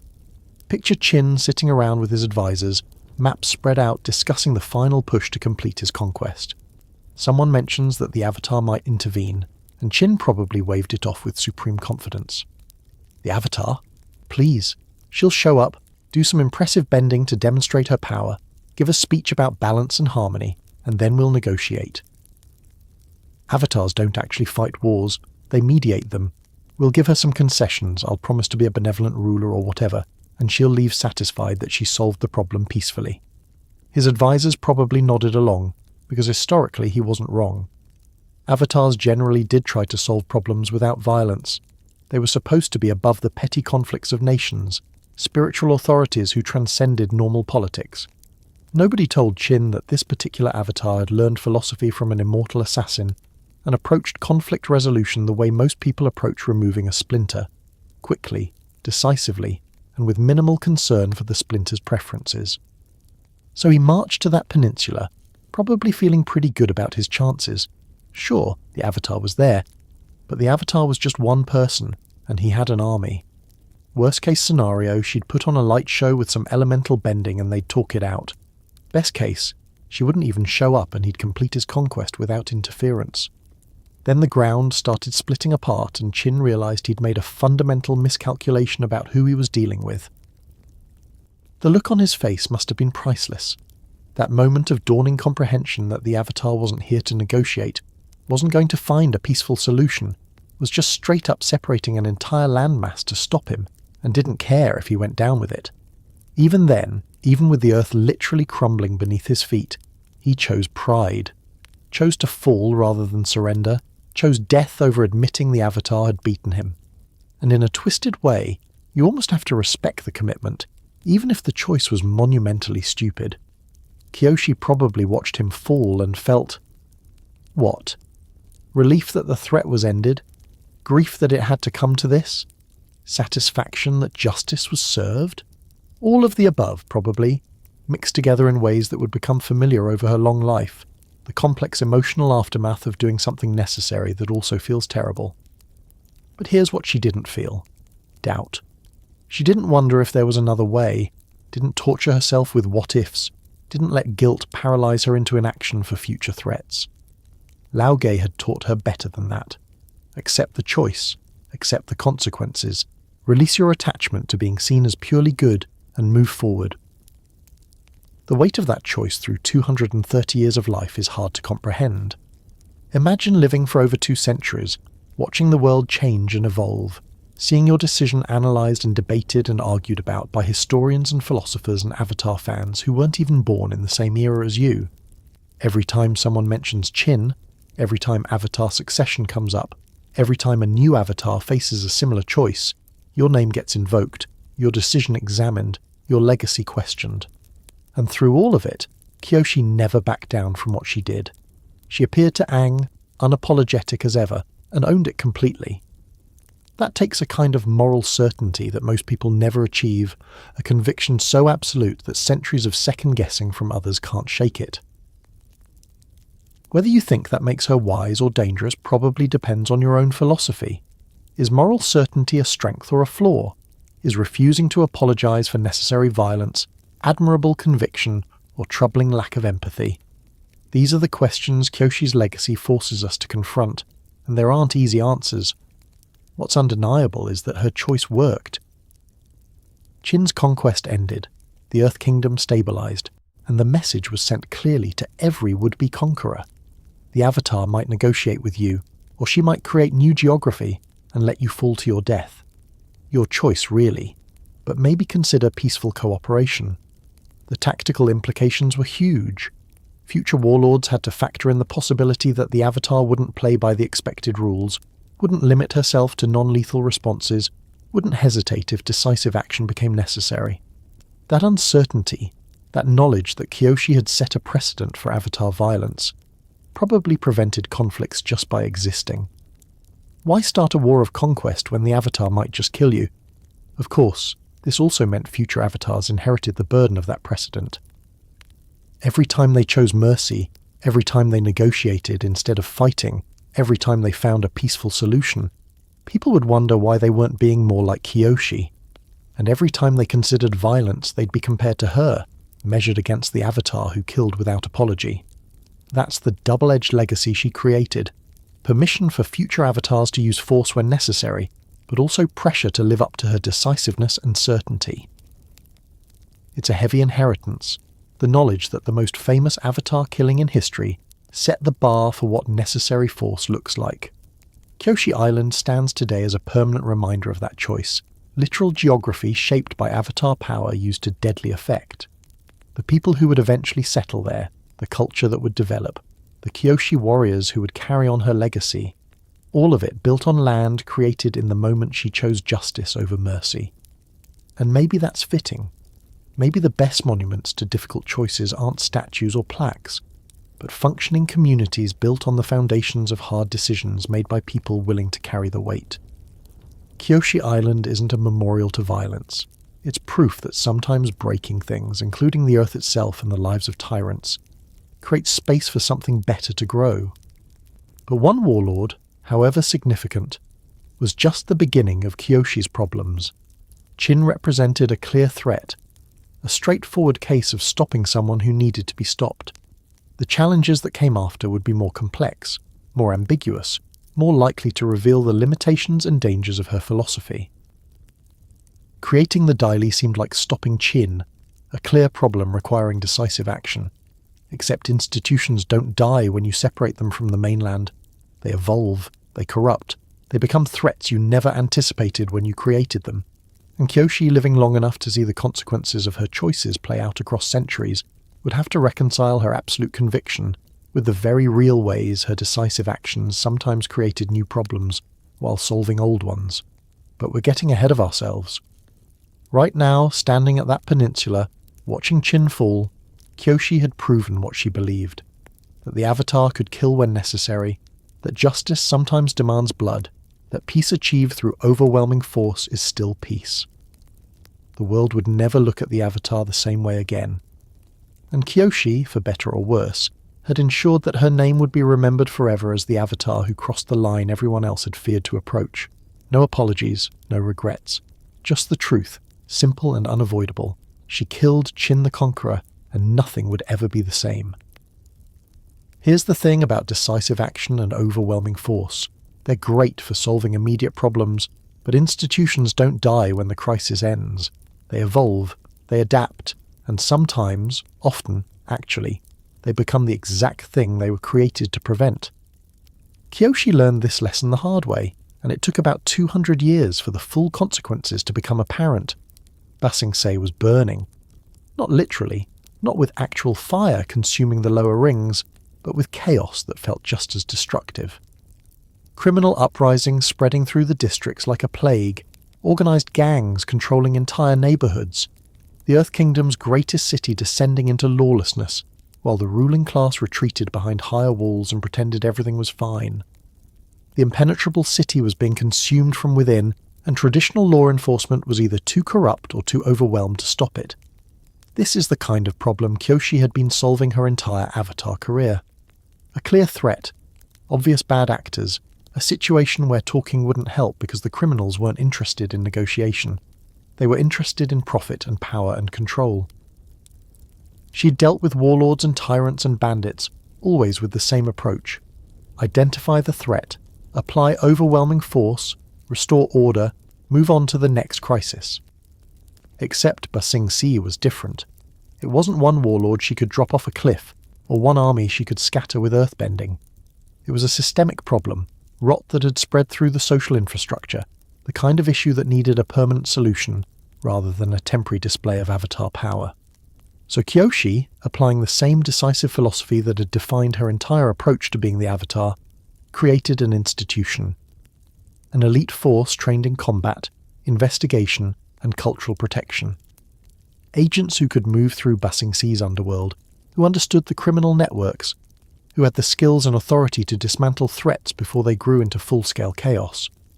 She called them the Dai Li, and she believed they would preserve order and protect Earth Kingdom culture for generations. She was right, technically. The Dai Li did persist for generations, did maintain order in Ba Sing Se, did preserve certain aspects of Earth Kingdom culture. Just not in any way Kyoshi would have recognised or approved of by the time they were done evolving. Let's talk about the original purpose, because it matters. The Dai Li weren't conceived as secret police or authoritarian enforcers or brainwashing specialists. They were supposed to be cultural preservation agents. Think elite scholars with combat training, people who could protect Earth Kingdom heritage sites, investigate threats to historical artifacts, maintain the integrity of traditions that made the Earth Kingdom unique. The combat training was supposed to be secondary, a practical necessity because sometimes criminals target cultural sites or try to steal important artifacts. The secrecy was supposed to be tactical, allowing them to infiltrate criminal organizations and gather intelligence without being immediately identified as law enforcement. The authority was supposed to be focused on cultural crimes, not political control. In theory, it was a brilliant solution to a real problem. Ba Sing Se needed protection that traditional guards couldn't provide, needed an organization that could operate flexibly and respond to threats against the city's cultural foundation. And Kyoshi, having just spent decades proving that force applied correctly could solve seemingly impossible problems, saw no reason why an institution built on the same principles wouldn't work equally well. She trained the first Dai Li agents herself, or at least oversaw their training. Earthbending techniques that emphasize precision over raw power, the opposite of her own style actually, because the Dai Li needed to operate in urban environments where collateral damage wasn't acceptable. They learned those stone gloves that would become their signature weapon, the ability to encase someone in earth restraints, to move through the city using specialized earthbending that let them walk on walls and ceiling. They learned investigation techniques, how to gather information without revealing their presence, how to identify threats before they fully materialized. They studied Earth Kingdom history and culture, becoming genuine experts in the traditions they were sworn to protect. Kyoshi wanted them to be more than just enforcers. She wanted them to actually care about what they were preserving, to understand why Ba Sing Se's cultural heritage mattered. And for a while, it worked. The first generation of Dai Li agents were exactly what she'd envisioned. They dismantled criminal networks, protected cultural sites, maintained order without becoming tyrants themselves. They were respected, even admired, for their skill and their dedication to preserving what made Ba Sing Se great. The problem with institutions is that they outlive their founders' intentions. The Dai Li were given secrecy as a tactical tool and eventually transformed it into a philosophical foundation. The authority to protect culture gradually expanded into authority over what counts as culture, who gets to participate in cultural life, what information about culture the public should be allowed to access. The combat skills meant for stopping criminals got repurposed for stopping dissent, for silencing critics, for enforcing whatever the current leadership decided needed enforcing. Generation by generation, leader by leader, the Dai Li drifted from Kyoshi's vision. Not dramatically. There was no single moment where they suddenly became corrupt. Just a slow erosion of original purpose, each small compromise seeming reasonable in the moment, each expansion of authority justified by immediate necessity. Need to protect the city? Well, that requires knowing what threats exist, which means surveillance. Need to maintain order? That requires preventing information that might cause panic, which means controlling what people hear. Need to preserve culture? That requires protecting the government that funds cultural institutions, which means political enforcement becomes cultural protection. By the time Longfeng took control of the Dai Li, they were so far from what Kyoshi created that calling them the same organization required generous interpretation. Let's fast forward to the Dai Li that Team Avatar encounters, because the contrast is stunning and depressing in equal measure. There is no war in Ba Sing Se, that phrase, that Orwellian nightmare of enforced ignorance, represents everything the Dai Li became and everything Kyoshi never intended. Longfeng turned them into thought police, into enforcers of a reality so divorced from truth that people could be at war and not know it. The Dai Li under his leadership didn't protect culture. They protected power, specifically Longfeng's power, using secrecy and fear and literal brainwashing to maintain control. They operated Lake Laogai, a facility dedicated to erasing memories and reshaping thoughts, to making people forget what they knew and believe what they were told. Imagine Kyoshi's spirit watching this unfold. The organization she created to preserve culture, now destroying individual identity. The force she designed to protect citizens, now terrorizing them into compliance. The agents she trained in earthbending, using those skills to imprison people in stone cells beneath the city, hidden from daylight and justice and any hope of rescue. The irony would be almost funny if it wasn't so tragic. Kyoshi, the avatar who killed Qin the Conqueror because she believed in decisive action against tyranny, inadvertently created one of the most effective tyrannical organizations in Earth Kingdom history.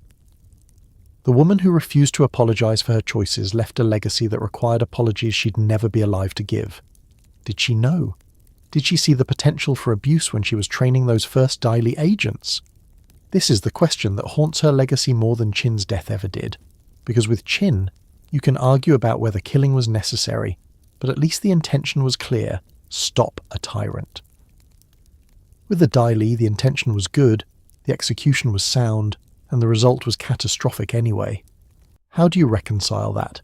How do you maintain absolute conviction in decisive action when your decisive actions sometimes create monsters you never imagined?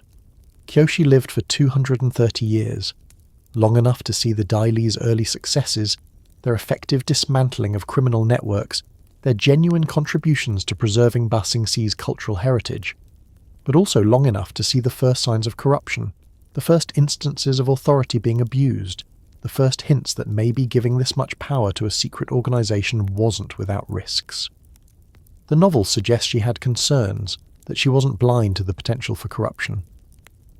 But she made the calculation that the immediate good, stopping the chaos in Ba Sing Se, protecting the city from criminal takeover, outweighed the potential future harm. It's the same calculation she made with Qin, the same philosophy that defined her entire approach: solve the current problem with decisive action and deal with future consequences when they arrive. Except the consequences of killing Qin were immediate and contained. One man dead, conquest stopped, lesson learned. The consequences of creating the Dai Li took centuries to fully manifest, evolved in ways she couldn't predict, and affected thousands of people long after she was gone. This is what nobody tells you about legacy.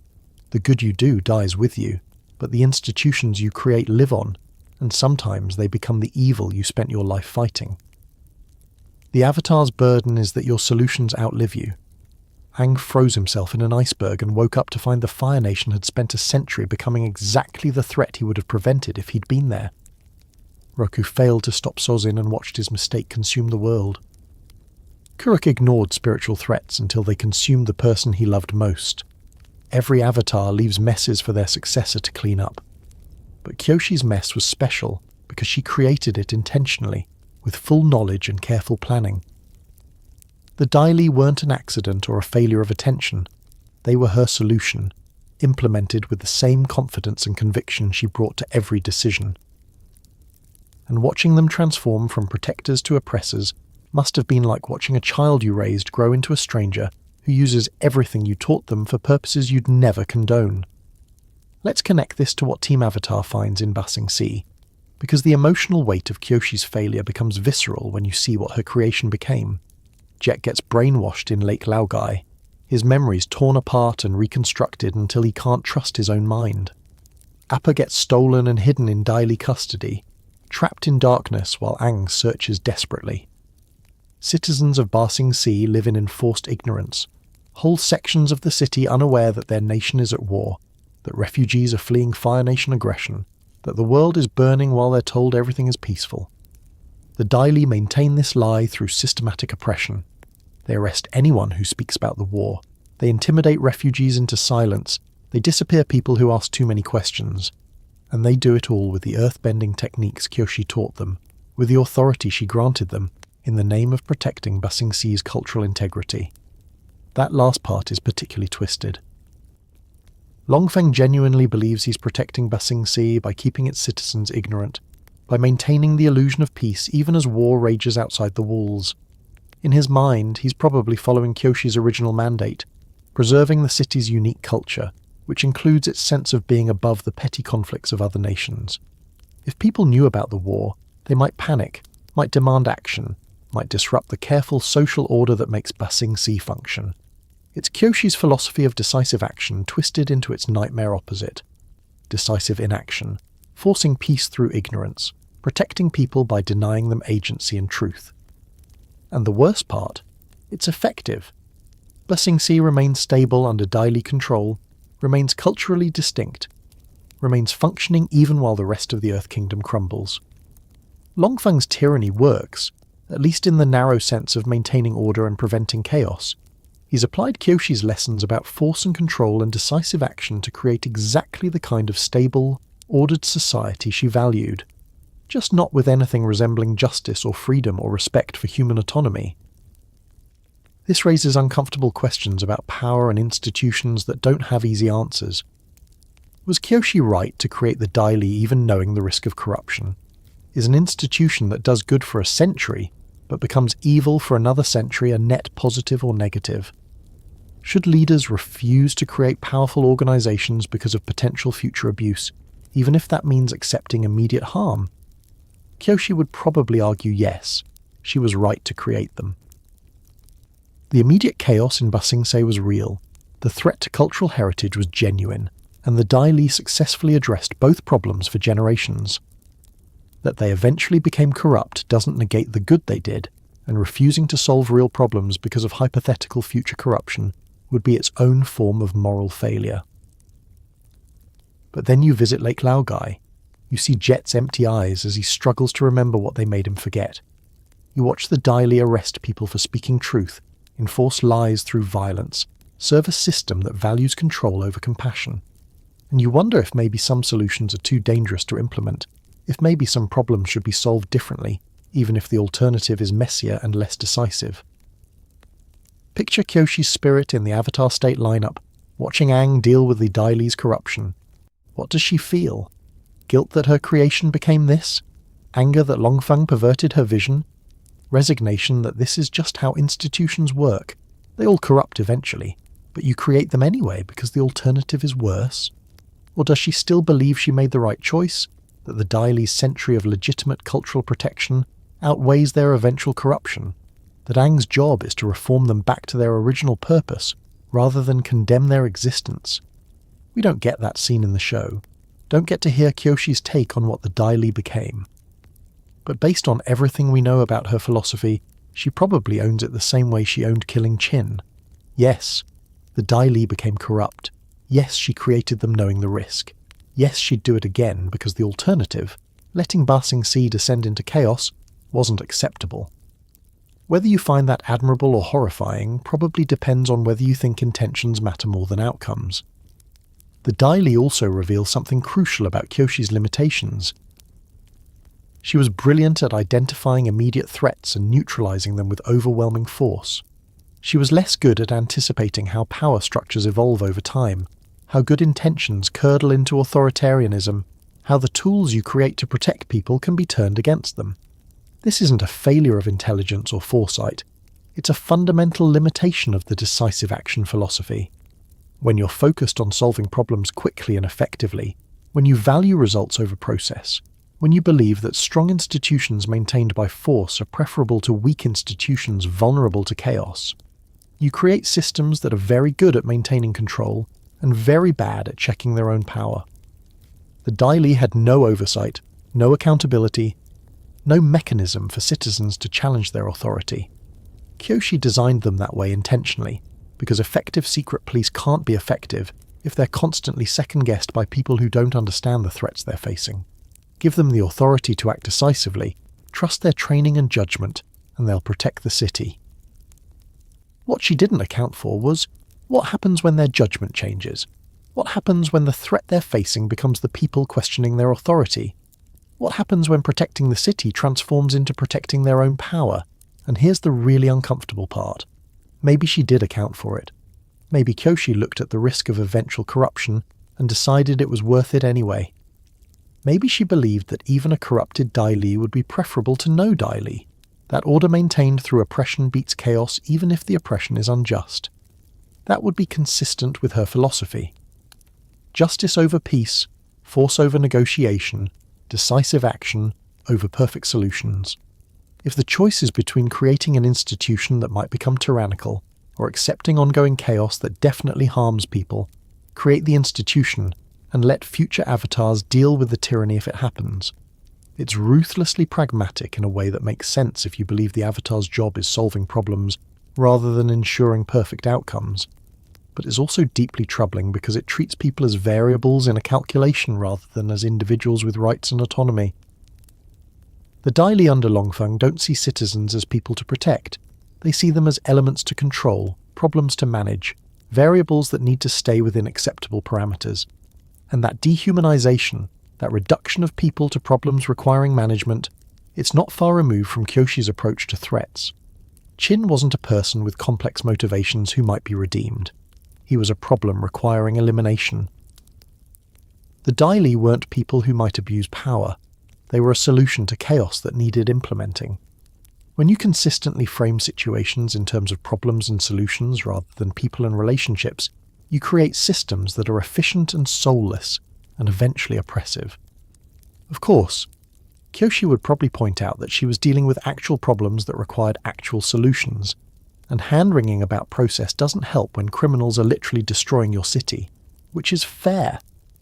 The chaos in Ba Sing Se was real, the threat to cultural heritage was genuine, and let's form a committee to study the issue wasn't going to stop organised crime from taking over. But there's got to be middle ground between ineffective hand-wringing and creating secret police who eventually brainwash people in underground facilities, right? Some version of strong law enforcement that has accountability, that respects citizens' rights, that can be reformed when it starts drifting toward authoritarianism? Maybe. Or maybe Kyoshi tried that and it didn't work, tried every softer option before resorting to creating the Dai Li, and historians just forgot that part because the dramatic creation of elite secret agents makes for better stories than boring institutional reform attempts. We don't know. What we do know is that by the time Team Avatar shows up, the Dai Li represent everything wrong with concentrated power and secrecy, and institutions that answer to no one. They're the villain in Ba Sing Se's arc, the force preventing the Earth Kingdom from actually addressing the Fire Nation threat, the reason the greatest city in the world is living a lie. And they exist because Kyoshi, the avatar who valued justice above all else, created them. The playful version of this tragedy is imagining Kyoshi's ghost watching Longfeng give orders, watching the Dai Li arrest people for truth-telling, watching Lake Laogai operations, and just being absolutely livid. Like, this is not what I meant. I said protect culture, not create an authoritarian nightmare state. I said maintain order, not brainwash citizens. How did you possibly interpret preserve Ba Sing Se's heritage as enforce ignorance through systematic oppression? And Longfeng, if he could hear her, would probably respond with perfect sincerity. But Avatar Kyoshi, we are preserving heritage. Ba Sing Se's heritage is being above the chaos of war, maintaining civilization while others destroy themselves. We're using the exact techniques you taught us, decisive action, maintaining order through force, refusing to let threats destabilize the city. We're doing exactly what you would do. And the horrifying part is he'd kind of have a point. Kyoshi did value order over chaos, did believe in using force to maintain stability, did create an institution specifically to operate in secret and handle threats decisively. The Dai Li are applying her philosophy exactly as she taught it. They're just applying it to different targets than she intended. That's the nightmare of legacy right there. You can pass on your techniques and your philosophy and your conviction that you're right, but you can't control how future generations interpret and apply those lessons. They'll take what you taught them and use it in ways you never imagined, for purposes you never intended, and you'll be long dead before the consequences become clear. So was Kyoshi right to create the Dai Li? If you judge by intention and immediate results, yes.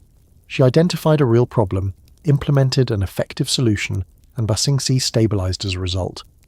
The first several generations of Dai Li did exactly what they were supposed to do, protected cultural heritage, maintained order without becoming tyrants.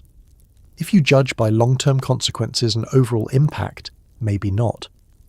The Dai Li eventually became one of the most oppressive organizations in the Avatar world, enabled authoritarian control of the Earth Kingdom's greater city, and demonstrated exactly why giving secret police unlimited authority is a terrible idea. If you judge by whether the good outweighs the harm across the total history of the institution, honestly, that's a calculation I'm not qualified to make, and neither is anyone else who wasn't actually there. What's clear is that Kyoshi's darkest legacy isn't the people she killed, or the violence she used, or even the controversially ruthless philosophy she embodied. It's the institution she created believing they would do good, watching them function correctly for generations, and then having them transform into exactly the kind of threat she spent her life fighting. That's a special kind of failure, the kind that makes you question whether decisive action is as clear-cut as it seems, whether creating power structures to solve problems is worth the risk that those structures will eventually abuse that power.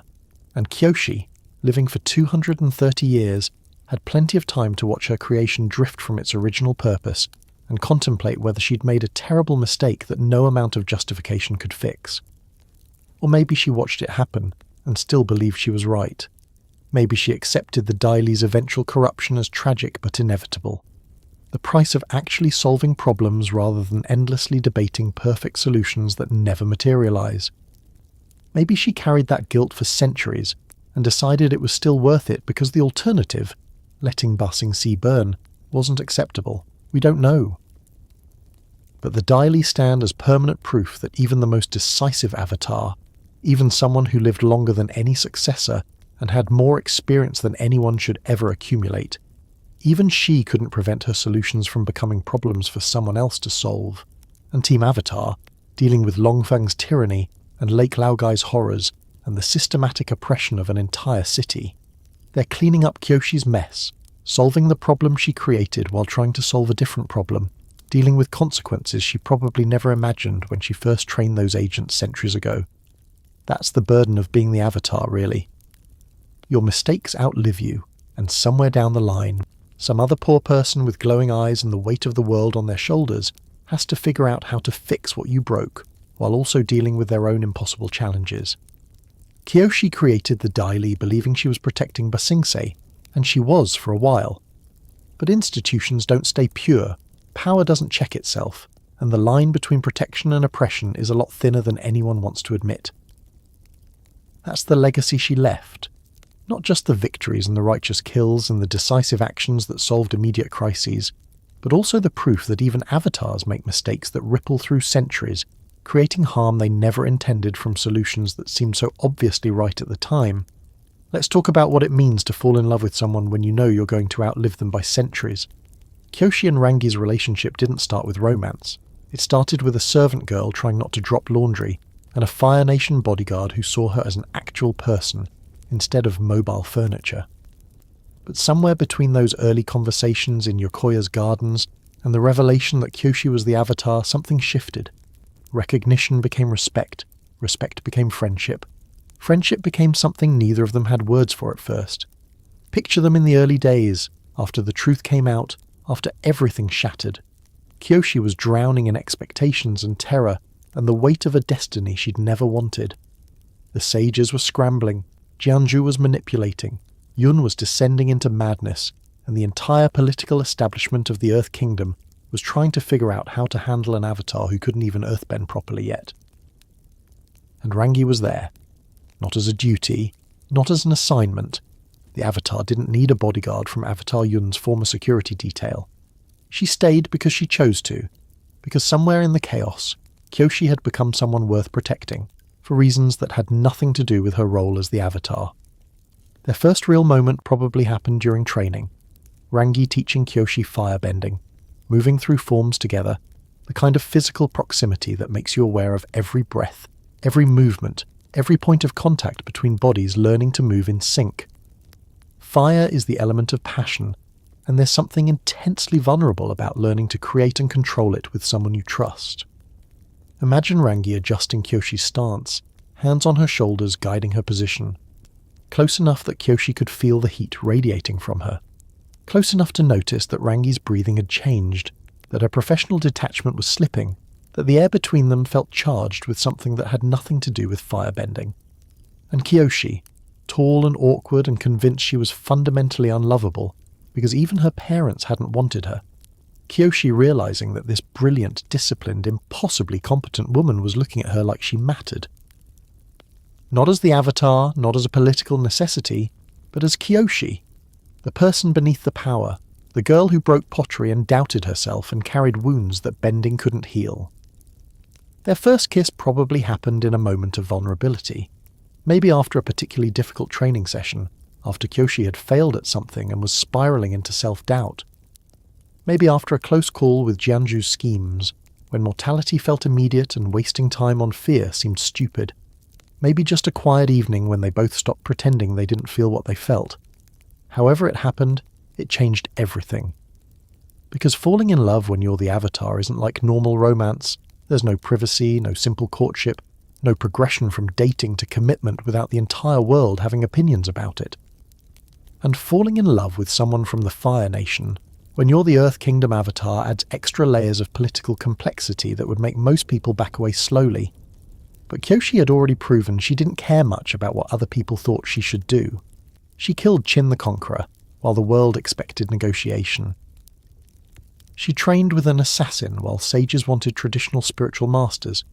She approached being the Avatar like a warrior instead of a monk.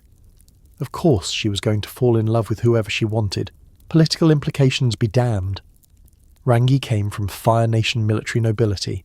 Her mother was Heiran, one of the greatest firebending masters alive, a woman whose reputation preceded her like a shockwave. Heiran had expectations for her daughter, a vision of what Rangi's life should look like that probably didn't include abandoning prestigious security work to follow an Earth Kingdom Avatar around the world. The family complications must have been intense. Picture Rangi trying to explain to her mother that yes, she's in love with the Avatar. No, she doesn't care about the political ramifications. Yes. She knows Kyoshi is from a criminal family and has zero formal education and can barely control her bending. And yes, she's absolutely certain about this decision. Heiran probably had opinions, strong ones, delivered with the same precision she brought to firebending instruction. But Rangi had inherited her mother's stubbornness along with her talent, and once she made a decision, arguing was pointless. So Rangi stayed with Kyoshi through everything that came next, through the fight with Yoon, through the political chaos, through the development of Kyoshi's brutal fighting style and controversial philosophy. She was bodyguard and partner, and the person who saw Kyoshi at her worst and loved her anyway. Let's take a moment to appreciate what this representation meant, both in-universe and for the Avatar franchise. Kyoshi and Rangi's relationship was explicitly romantic, explicitly queer, explicitly central to who Kyoshi became. This wasn't subtext or coding or fans reading too much into intense friendship. This was the Avatar, one of the most powerful figures in the world, in an openly same-sex relationship. In a world where arranged marriages and political alliances often dictated romance for people in power, where social expectations and cultural traditions shaped who you were allowed to love, Kyoshi looked at all of that and chose Rangi anyway. She was the Avatar, she had literally reshaped geography and killed tyrants, and she wasn't going to let anyone tell her who she could or couldn't love. For modern audiences, particularly LGBTQ+ fans who grew up with Avatar, seeing Kyoshi and Rangi's relationship validated in the novels was huge. Representation matters, especially when it's done well, when it's not the character's only trait but an integral part of who they are. Kyoshi wasn't the gay Avatar. She was the Avatar who happened to be bisexual, who happened to fall in love with a woman, who happened to build a life with someone in defiance of every expectation placed on her. And the relationship itself was beautifully complex. Not perfect, not without conflict, but real in ways that felt authentic. They fought, because passionate people in love fight. They disagreed about tactics and philosophy and how to handle threats. Rangi was more disciplined, more by the book, more concerned with proper procedure. Kyoshi was more willing to break rules, more comfortable with moral ambiguity, more likely to choose effectiveness over propriety. Imagine their arguments. Rangi insisting they need to follow protocol, Kyoshi pointing out that protocol gets people killed, Rangi wanting to plan carefully, Kyoshi ready to charge in with overwhelming force, Not enemies, not opposed, just two people who loved each other working through different approaches to the same problems. And then making up afterward, remembering why they chose each other in the first place, finding the balance between Rangi's precision and Kyoshi's power. But here's where the tragedy begins, where immortality transforms from gift to curse. Kyoshi lived for 230 years, and Rangi didn't. Think about what that means. They probably had decades together. Good years, years where they were partners in every sense, where they shaped the world together and built something beautiful despite all the chaos. Years where Kyoshi could wake up next to Rangi and feel for a moment like she was just a person in love instead of the avatar carrying the weight of the world. But Rangi aged while Kyoshi barely changed. Laogai's teachings on immortality through detachment had given Kyoshi something she'd never asked for, a lifespan that far exceeded normal human limits. She was still relatively young while Rangi moved into middle age, still vital while Rangi's body started showing the wear of time, and Kyoshi had to watch it happen. Watch the woman she loved grow older, slower, more fragile. Watch fire that once burned fierce and controlled dim into embers. Watch the bodyguard who'd protected her become someone who needed protection, someone whose mortality was no longer abstract but visible in every grey hair and every movement that took longer than it used to. Did they talk about it? Did Rangi resent Kyoshi's continued youth, or did she accept it as part of loving the Avatar? Did Kyoshi try to hide her own fear, pretend she wasn't terrified of the inevitable? Did they make plans for after, discuss how Kyoshi would continue when Rangi was gone? We don't have details, but we can imagine the weight of those conversations. The promises made, the memories cherished, the desperate attempts to make every moment count because time was running out for one of them and stretching impossibly forward for the other. Rangi's death probably broke something in Kyoshi that never fully healed. Not the dramatic shattering of her identity like when she discovered she was the Avatar. This was quieter, deeper, the kind of grief that doesn't announce itself but settles into your bones and stays there forever. Because Kyoshi didn't just lose her partner, she lost the person who'd seen her before she was the Avatar, who remembered the servant girl who broke pottery, who loved Kyoshi rather than the legend. Everyone else who knew that version of her was dead or distant, and now Rangi was gone too, taking with her the last connection to who Kyoshi had been before power and philosophy, and 2 centuries of impossible choices. The loneliness after Rangi's death must have been devastating. Kyoshi had other relationships.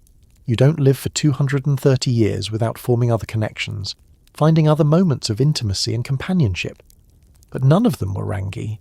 None of them had been there at the beginning, had chosen to stay when Kyoshi was nobody important, had loved her through the transformation from uncertain girl to legendary Avatar. Picture Kyoshi 50 years after Rangi's death, still looking essentially the same as she did when they first kissed, surrounded by people who saw her as a legend but not as a person. Every relationship now came with the knowledge that she'd outlived them, that getting close meant eventually suffering loss. Every connection was temporary, every love story had a predetermined tragic ending. Some people might have stopped trying, might have withdrawn into isolation to avoid the pain of repeated loss. And Kyoshi probably did withdraw, became more distant, more legendary, more alone.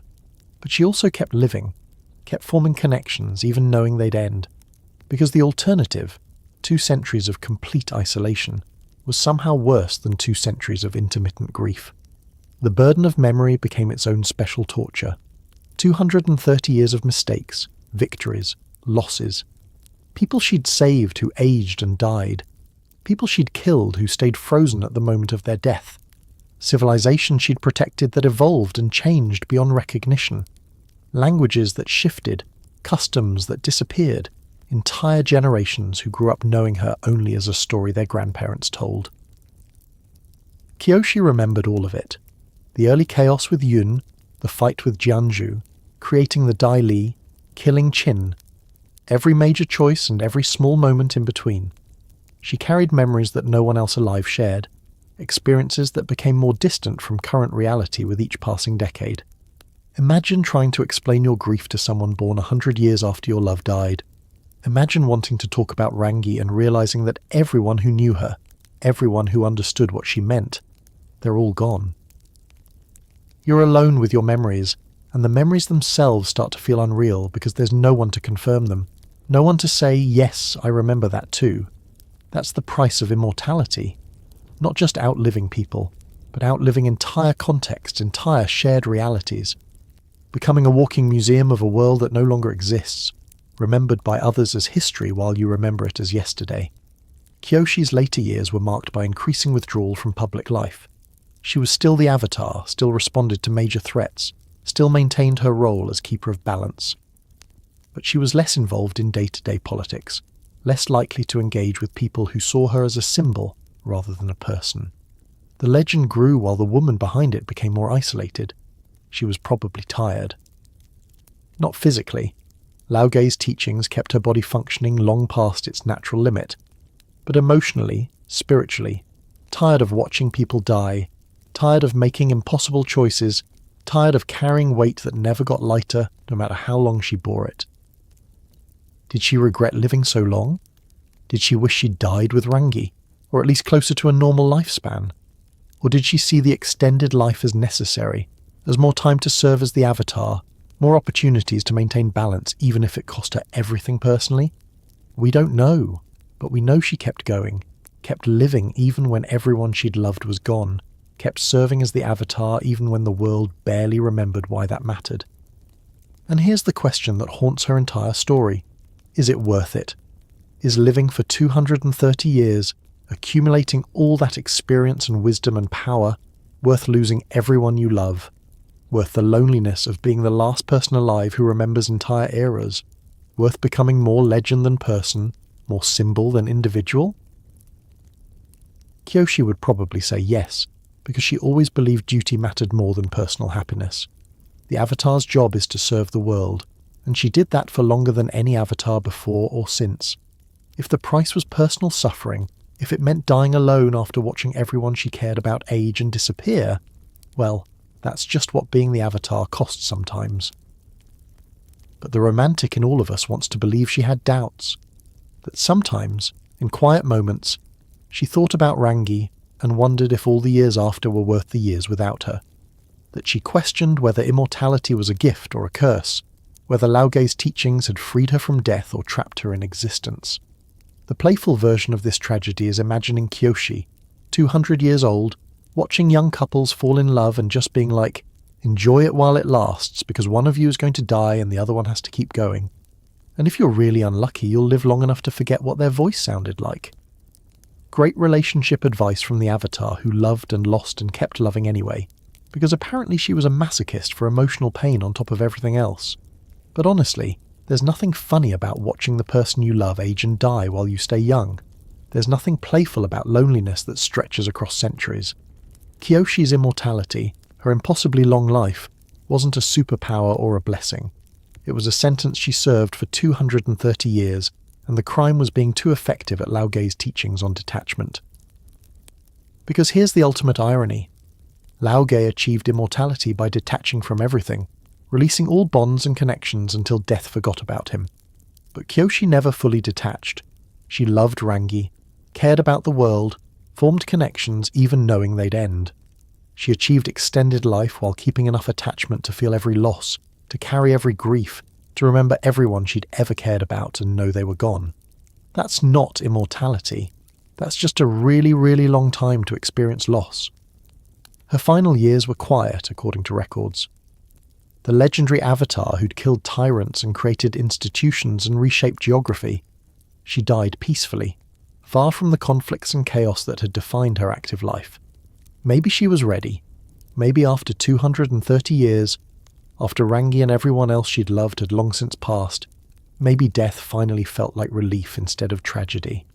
Or maybe she fought it, clung to existence the way she'd clung to life through everything else, unwilling to let go even when letting go would have been mercy. We don't know. What we know is that when Kyoshi finally died, she'd lived longer than any Avatar in recorded history, had accumulated more experience and wisdom and trauma than seemed possible for one person to carry. She'd been the Avatar for so long that people had forgotten the world ever existed without her, had built their entire understanding of what an Avatar should be around her presence.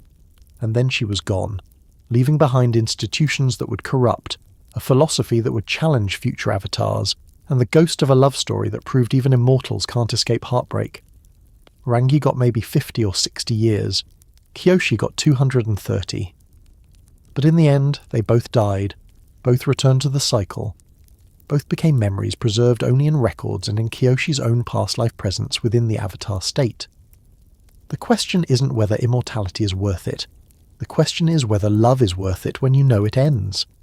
When you know that every connection you make is temporary, every relationship has an expiration date, every person you care about will eventually leave you alone with your memories. Kyoshi's answer, lived across 2 centuries of loss and grief and continued connection anyway, was yes. Love is worth it even when it destroys you. Connection is worth it even when it ends in pain. Being human, really human, vulnerably and messily human, is worth it even when you have to be human for far longer than anyone should. That's what Rangi gave her, really. Not just romance or partnership or support through impossible challenges. Rangi gave Kyoshi permission to be human while serving as something beyond human, to love deeply while carrying cosmic responsibility, to feel everything even when detachment would have been easier. And when Kyoshi's physical life finally ended, when her impossibly long existence came to its inevitable conclusion, she carried that love with her into the spirit world, into the avatar state, into the chain of past lives that would guide and teach future avatars. Her spiritual presence remained, offering wisdom to successors who faced their own impossible choices. And maybe, somewhere in the avatar state collective, she found Rangi again. Maybe death reunited what life had separated, gave them back the time that immortality had stolen, or maybe not. Maybe Kyoshi's spirit just carries that grief forward, 230 years of loss compressed into advice for future avatars. Choose justice even when it costs you. Make the hard decisions even when they break you, and love deeply even knowing you'll lose everything. Because that's what being human means, and being human matters even when you're the avatar. Especially when you're the avatar. Because in the end, Kyoshi's greatest legacy isn't the people she killed, or the institutions she created, or the philosophy she embodied. It's proof that you can carry impossible weight for an impossible length of time, and still choose connection, still choose love, still choose to be vulnerable even when invulnerability would hurt less. She lived for 230 years and lost everyone she ever loved. And she loved anyway. That's not weakness. That's the strongest thing she ever did. When Kyoshi separated that peninsula from the mainland to stop Qin the Conqueror, she didn't just create a geographic landmark, she created a sanctuary. A place that would become a living monument to her philosophy, her values, and her understanding that sometimes the best way to protect something is to put distance between it and everything trying to destroy it. Kyoshi Island wasn't an accident. It wasn't just collateral damage from a dramatic confrontation with a warlord. It was a deliberate choice, a statement carved into the earth itself. This place is separate. This place is protected. This place operates by different rules than the chaos consuming the mainland. Let's talk about why she made that choice, because it reveals something crucial about how Kyoshi understood power and protection. The Earth Kingdom was constantly in flux. Warlords rising and falling, political alliances shifting like sand, kingdoms conquering each other in endless cycles of ambition and revenge. Even after Qin's death, even with the Avatar actively maintaining balance, the mainland remained fundamentally unstable. Too many competing interests, too many people hungry for power, too many opportunities for the kind of chaos that Kyoshi had spent her life fighting. She could have stayed on the mainland, could have used her extended lifespan to personally oversee every kingdom and maintain order through constant Avatar presence. But that would mean centuries of reactive crisis management, putting out fires as they started, never getting ahead of the problems because the problems kept multiplying. So instead, she created something different. An island physically separated from mainland politics, protected by the ocean itself, small enough to manage but large enough to sustain a real community. A place where people could live according to principles Kyoshi valued, self-sufficiency, strength, independence, without being constantly dragged into conflicts they didn't start. Think about what that separation meant in practical terms. No armies could march across a border that didn't exist. No political intrigue could extend to an island you needed ships to reach. No warlord could conquer territory they couldn't easily access. The ocean became a moat, a barrier, a statement that if you wanted to threaten Kyoshi Island, you'd have to really commit to the effort. And if you committed to that effort, you'd be fighting people trained in the Avatar's own combat style, defending their home with the kind of desperate conviction that makes even superior numbers irrelevant. Because Kyoshi didn't just create an island, she created a culture of warriors. The Kyoshi warriors represent everything Kyoshi learned about power, combat, and survival, distilled into a training program that would outlast her by centuries. These weren't soldiers serving a government or mercenaries working for pay.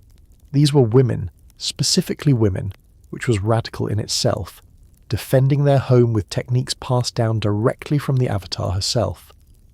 Let's appreciate what that meant in a world where women's combat roles were often limited or non-existent. The Fire Nation had women in their military, but the Earth Kingdom was more traditional, more likely to relegate women to support roles or dismiss their combat potential entirely. Water Tribe women weren't even allowed to learn combat waterbending until Katara changed that. And here was Kyoshi, the Avatar, creating an all-female warrior tradition and making it the primary defense force for an entire island. Not because men couldn't fight, there were obviously men on Kyoshi Island who could defend themselves, but because Kyoshi wanted to make a point. Women could be warriors, could be protectors, could embody strength and skill without needing male validation or oversight. The training was intense, passed down through generations with the same rigor Kyoshi had brought to her own development as the Avatar. Hand-to-hand combat, weapons training with those iconic fans, tactical thinking, discipline, honor. The Kyoshi warriors weren't just learning to fight, they were learning to embody an ideal, to represent something larger than themselves, and the uniform. Let's talk about the uniform because every element was symbolic. The makeup, stark white foundation with bold accents of red and black, wasn't decoration. It was war paint, designed to intimidate and inspire in equal measure. When you saw that face paint, you knew immediately who you were dealing with. The Kyoshi warriors were coming, trained in the Avatar's own techniques, and they weren't here to negotiate. The makeup also served a practical purpose. It erased individuality during combat, made each warrior identical, and therefore harder to target as individuals. You weren't fighting women with names and lives. You were fighting a unified force, an army of Kyoshi's legacy made manifest. The fans were direct inheritance from Kyoshi herself. Massive metal war fans that required strength to wield, that could block an attack and create wind even for non-benders. Learning to fight with the fans meant learning to think like Kyoshi, using tools that seemed decorative but were actually deadly, approaching combat with grace that concealed overwhelming force. The green and gold armor, form-fitting but protective, allowed for the mobility that Kyoshi's combat style required. No heavy plates that would slow you down, just enough protection to deflect strikes while maintaining the speed and flexibility that made the fighting style effective. Together, the full uniform created an image that would be instantly recognizable across the Avatar world for generations. You saw a Kyoshi warrior, and you knew what you were facing. Someone trained in techniques the Avatar herself had perfected. Someone who'd chosen to embody her legacy. Someone who would defend their home with skill that most professional soldiers couldn't match. The culture Kyoshi fostered on the island went beyond just combat training. She wanted to create a society that could sustain itself, that didn't need constant outside intervention, that embodied the self-sufficiency she valued.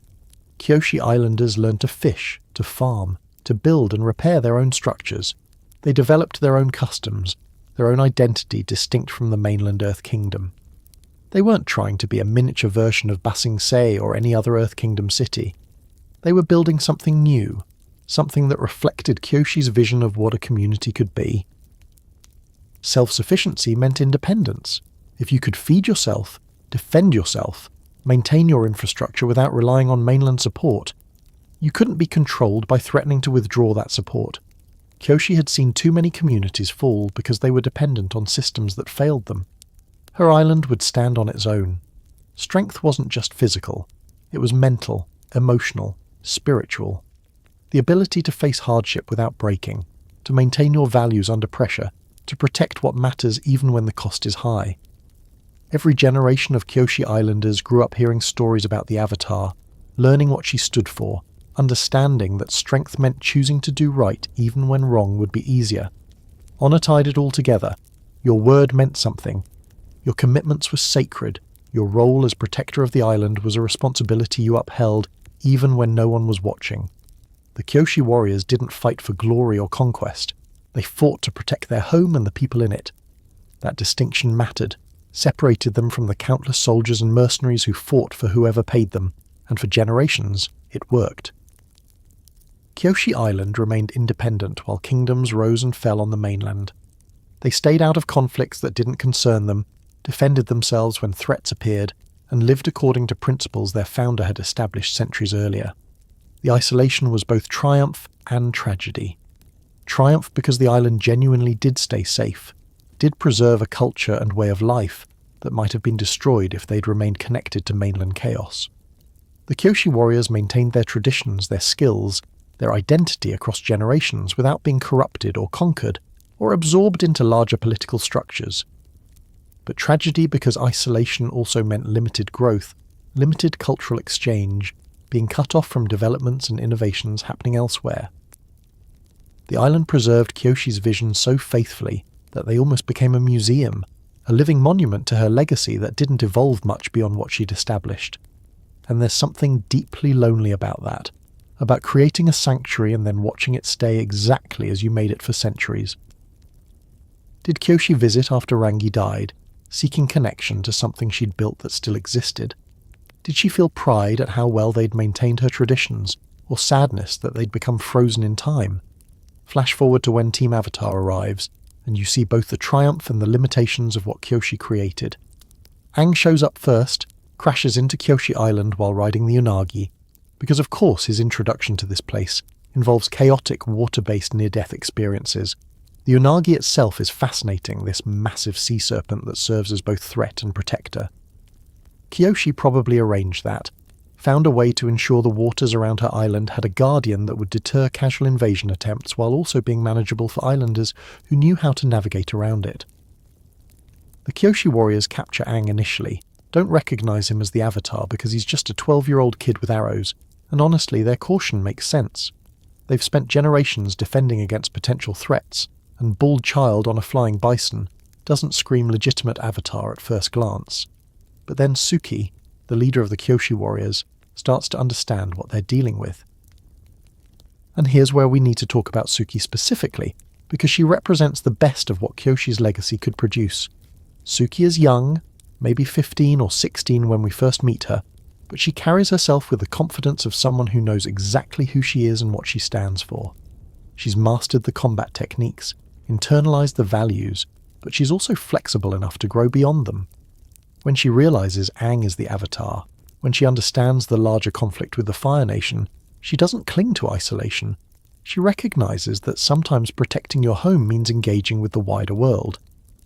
That's evolution Kyoshi would have appreciated. Not abandoning the core principles, but adapting them to new circumstances. The world changed in the century since Kyoshi died, and Suki represents a new generation willing to apply old wisdom to new problems. The interaction between Aang and the Kyoshi warriors is delightful for multiple reasons.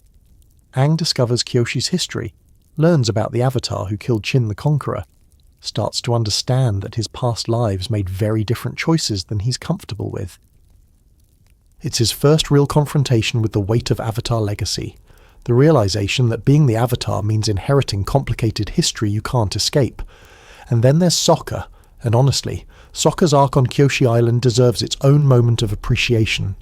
Picture Sokka, Water Tribe warrior, trained by his dad in traditional combat, convinced he's hot stuff because he's the best fighter in his village of like 30 people, and then he gets absolutely demolished by Suki in combat, realizes that his Water Tribe techniques are no match for someone trained in actual elite fighting methods, and has his entire worldview about gender and combat challenged in the span of about 10 minutes. His pride demands that he learn from Suki, which means putting on the full Kyoshi warrior uniform, makeup, armor, fans, everything. And there's Sokka standing there in full warrior regalia, being taught by teenage girls who are better fighters than him, having to confront his own biases and assumptions about who can be a warrior. It's character development speedrun, and it's beautiful. Sokka goes from casual sexism to genuine respect, from dismissing women warriors to recognizing that some of the best fighters he's ever seen are the Kyoshi warriors. He learns humility, he learns new techniques, and yes, he develops a massive crush on Suki that will define part of his emotional arc for the rest of the series. And somewhere in the spirit world, Kyoshi's ghost is watching Sokka stumble around in that uniform and absolutely approving. Because this is exactly what she wanted. Warriors who could fight, who could teach, who could challenge assumptions and prove that strength comes in forms traditional military thinking doesn't acknowledge. The fact that it's happening to a boy from the Water Tribe, forcing him to question everything he thought he knew about combat and gender roles, that's just perfect. Kyoshi spent her life breaking expectations and refusing to let anyone tell her what she couldn't do. Watching her legacy literally teach that lesson to the next generation, even generations after her death, proves the power of what she created. But the triumph of the Kyoshi warriors on their island becomes even more significant when they leave it. Suki and some of her warriors eventually join the larger fight against the Fire Nation. They show up in Ba Sing Se, ironically, the city where Kyoshi's other legacy, the Dai Li, has become corrupted. The Kyoshi warriors represent what Kyoshi intended her creations to be. Protectors who fight for justice, who maintain their honor, who use power to defend rather than to control. The contrast with the Dai Li couldn't be more stark. Both organizations were created by Kyoshi, both were given elite training and special authority, both were supposed to protect their communities, but the Dai Li, operating in secret with no oversight, became oppressors.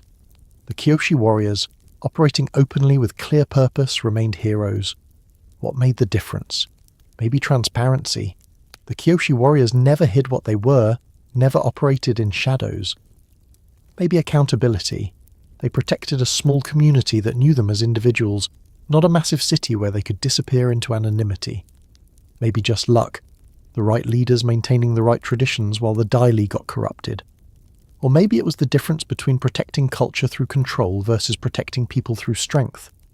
The Kyoshi warriors fought enemies, protected citizens, maintained order without becoming authoritarian. They embodied Kyoshi's warrior philosophy without inheriting her worst tendencies toward excessive force and institutional power. When Azula infiltrates Ba Sing Se by impersonating Kyoshi warriors, it's a violation that feels personal.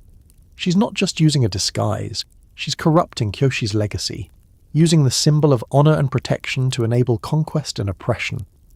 The real Kyoshi warriors fought to stop exactly the kind of tyranny Azula represents, and seeing their identity stolen to enable Fire Nation schemes feels like desecration. But even that violation proves the power of what Kyoshi created. Azula had to impersonate Kyoshi warriors specifically because they were trusted, because their reputation for honor and protection was so strong that wearing their uniform granted access and credibility. You can't corrupt a legacy that doesn't matter, and Kyoshi's legacy clearly mattered enough to be worth stealing.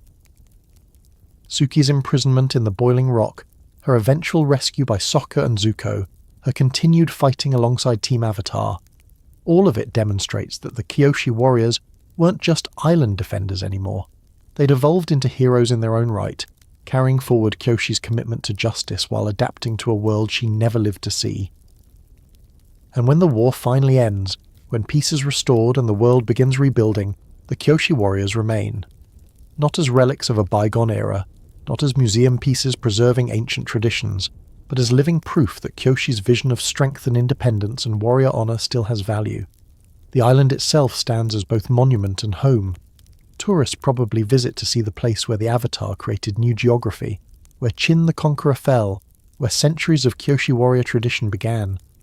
But it's also just a place where people live, where communities function, where the descendants of Kyoshi's vision go about their daily lives, mostly unconcerned with how impressed outsiders might be.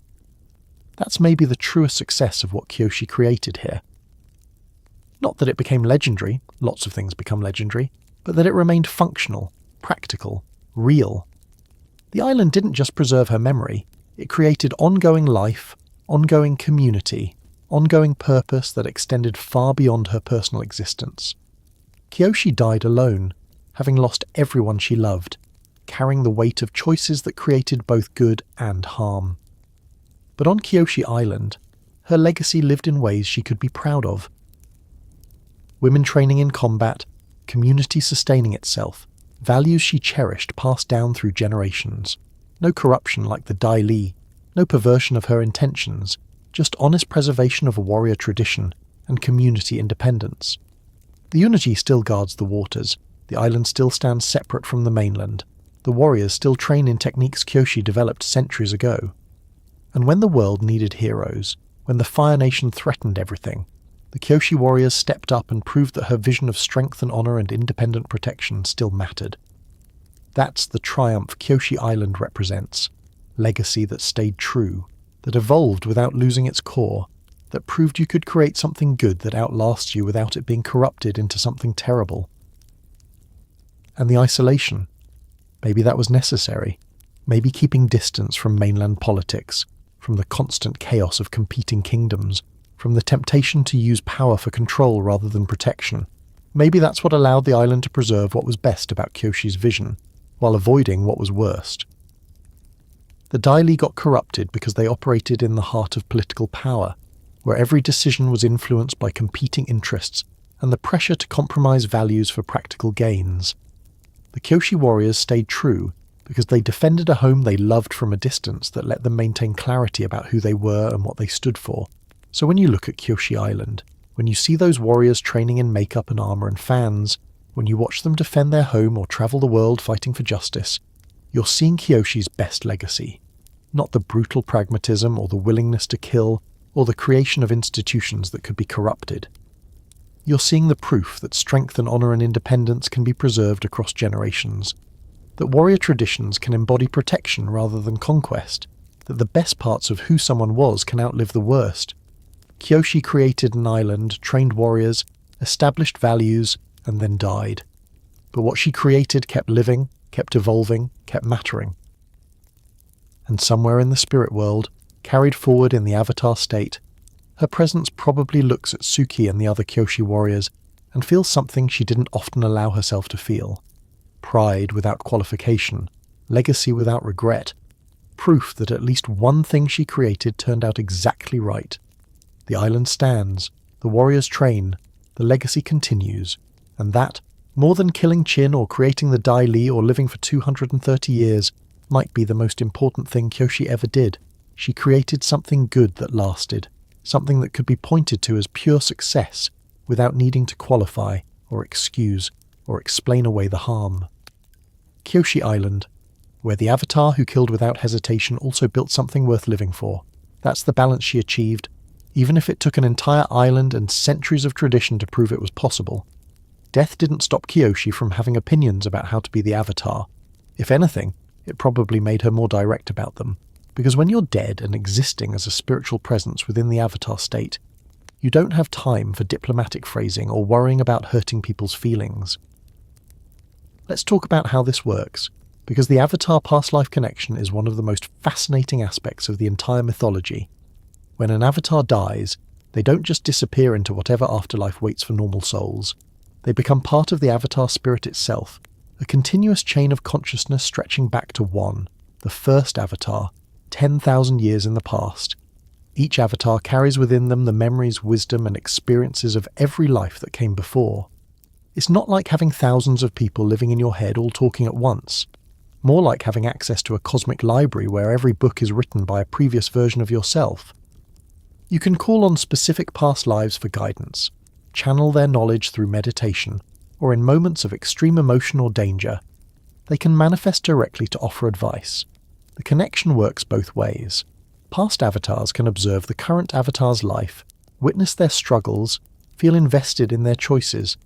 They're not passive memories stored in some spiritual filing system. They're active presences with opinions about how their successor is handling the job they once held. And Kyoshi, having been the Avatar for over 2 centuries, having made some of the most controversial decisions in Avatar history, having lived through more crises than most Avatars face in their entire lives, she had a lot of opinions.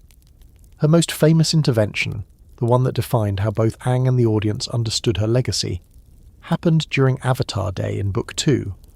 Aang is being put on trial for Chin the Conqueror's death, which technically happened 370 years ago, but apparently the descendants are still mad about it, and he needs to prove what actually happened at that peninsula.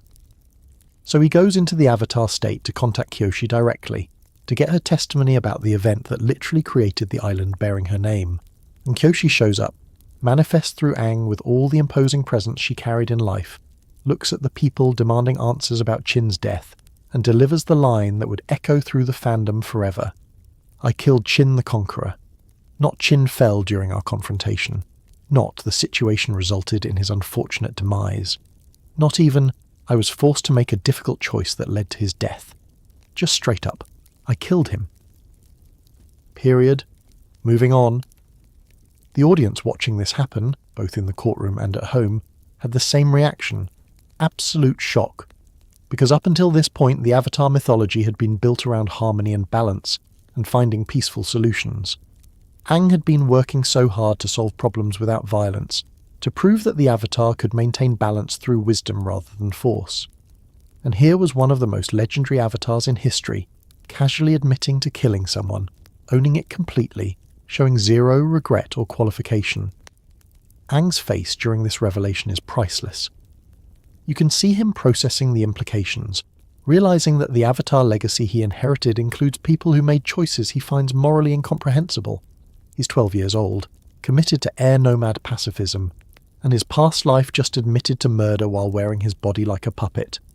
The horror is understandable, but what this moment reveals about Kyoshi is crucial to understanding her entire philosophy and why she remained unapologetic even centuries after death. Kyoshi could have framed Chin's death differently.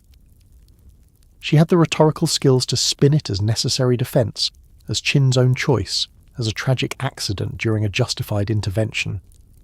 The technical argument exists. Chin chose to stay on crumbling ground rather than surrender, so really he killed himself through stubborn pride. But Kyoshi refused that framing. She owned the action completely because to her, claiming it was an accident or Chin's fault would be a cowardly evasion of responsibility. She separated that peninsula knowing what would happen, intending for Chin to either surrender or die. And when he chose death, she accepted the outcome as a direct result of her decision. That's the kind of moral clarity, or moral absolutism, depending on your perspective, that defined her. If you're going to make hard choices, own them completely. Don't hide behind technicalities or convenient reframings. Accept responsibility, accept the consequences, and let history judge you on the truth rather than whatever comfortable lie you could construct.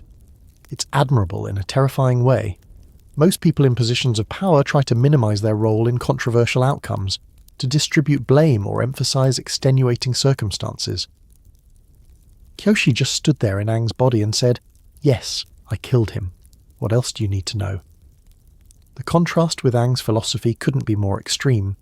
Aang believed, genuinely, deeply believed, that all life was sacred, that even enemies could be redeemed, that the Avatar should find alternatives to killing no matter how difficult.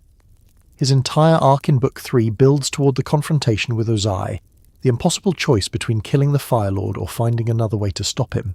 And when Aang reaches out to his past lives for guidance, when he asks them what he should do about Ozai, they all tell him the same thing: do what's necessary. Kill him, if that's what it takes to stop the Fire Nation and restore balance. Kyoshi's advice is the most direct. Only justice will bring peace. Not only peace will bring justice, she's very specifically reversing the expected formula. Peace without justice isn't real peace. It's just the temporary absence of open conflict while underlying injustices continue to fester. True peace requires justice first, requires addressing wrongs and stopping those who cause harm, and sometimes that requires force. It's the philosophy she lived by for 230 years, distilled into one sentence of advice to a successor who desperately didn't want to hear it. The other past lives echoes similar sentiments. Avatar Roku, Aang's immediate predecessor and someone who definitely made mistakes through excessive mercy towards Sozin, tells Aang that he should have killed Sozin when he had the chance. Avatar Yang Chen, an airbender like Aang who should theoretically share his commitment to preserving life, tells him point blank that the Avatar can never put spiritual needs above the needs of the world. Even Kuruk, whose failures came from being too passive rather than too aggressive, suggests that sometimes action, even violent action, is necessary. The message from all of Aang's past lives is unified: kill Ozai. It's the pragmatic choice, the choice that ensures the Fire Nation's defeat, the choice that stops a tyrant who's caused immeasurable suffering and shows no signs of stopping. Every avatar who came before made similar choices when faced with similar threats, and they're telling their successor to follow that precedent. But Aang refuses. He's 12 years old, he's the last of his people who were all killed in genocide, and he cannot accept that the right response to violence is more violence. He cannot become someone who kills, cannot abandon air nomad principles even when every past life he respects tells him those principles are incompatible with his duty as the Avatar. The conflict between Aang's pacifism and Kyoshi's pragmatism represents one of the most fundamental philosophical debates in the entire Avatar universe. What do you do when your moral principles conflict with practical necessity?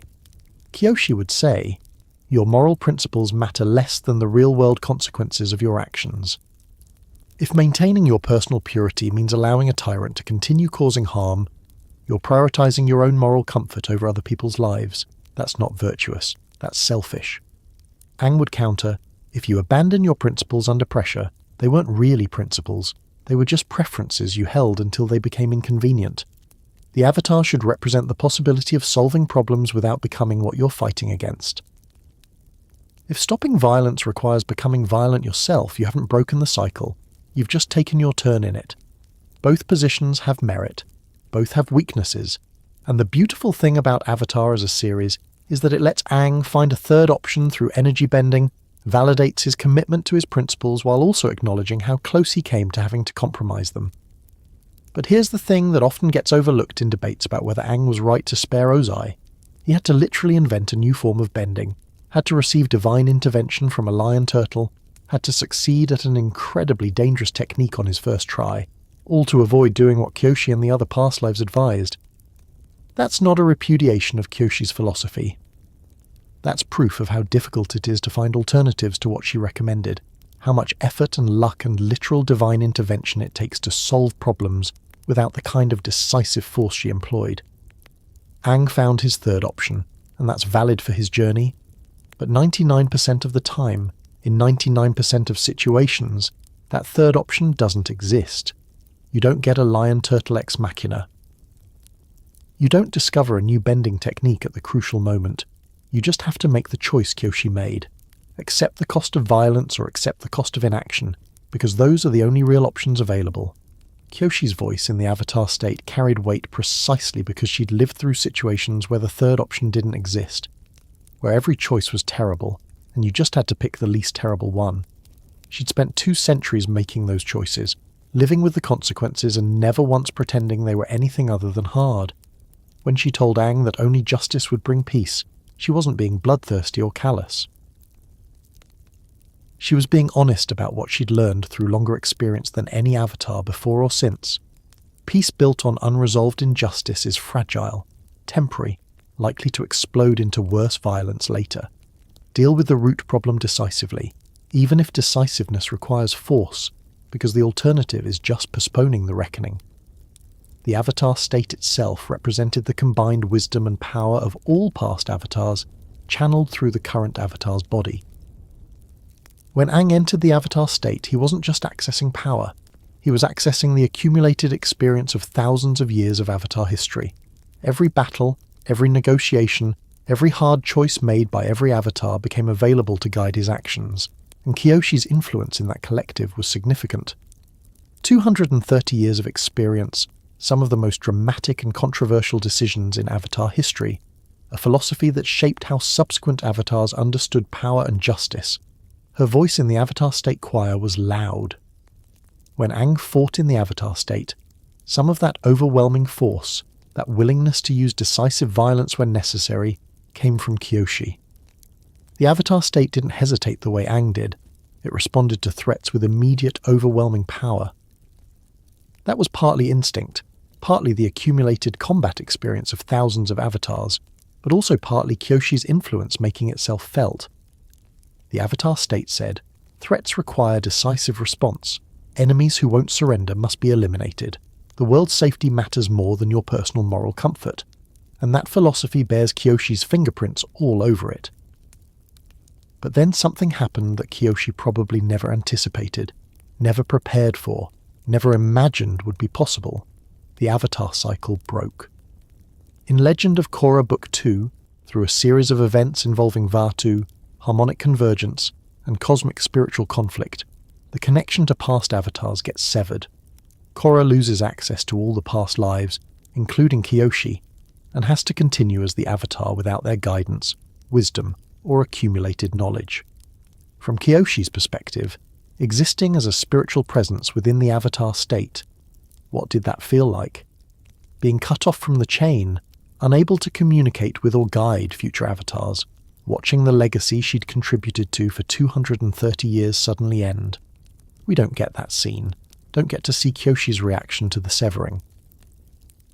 But it must have been devastating in ways that death itself wasn't, because death just transformed her from living avatar to spiritual guide. The severing ended her ability to influence or teach, or contribute to the ongoing work of maintaining balance. Everything she'd learned, every hard lesson paid for with blood and grief and impossible choices, suddenly unavailable to the avatar who needed it. Korra had to start fresh, had to learn through her own mistakes rather than building on the wisdom of those who came before. Did Aang betray Kyoshi's legacy by refusing to kill Ozai? Did he prove that her philosophy wasn't the only option, that the Avatar could maintain principles and still succeed?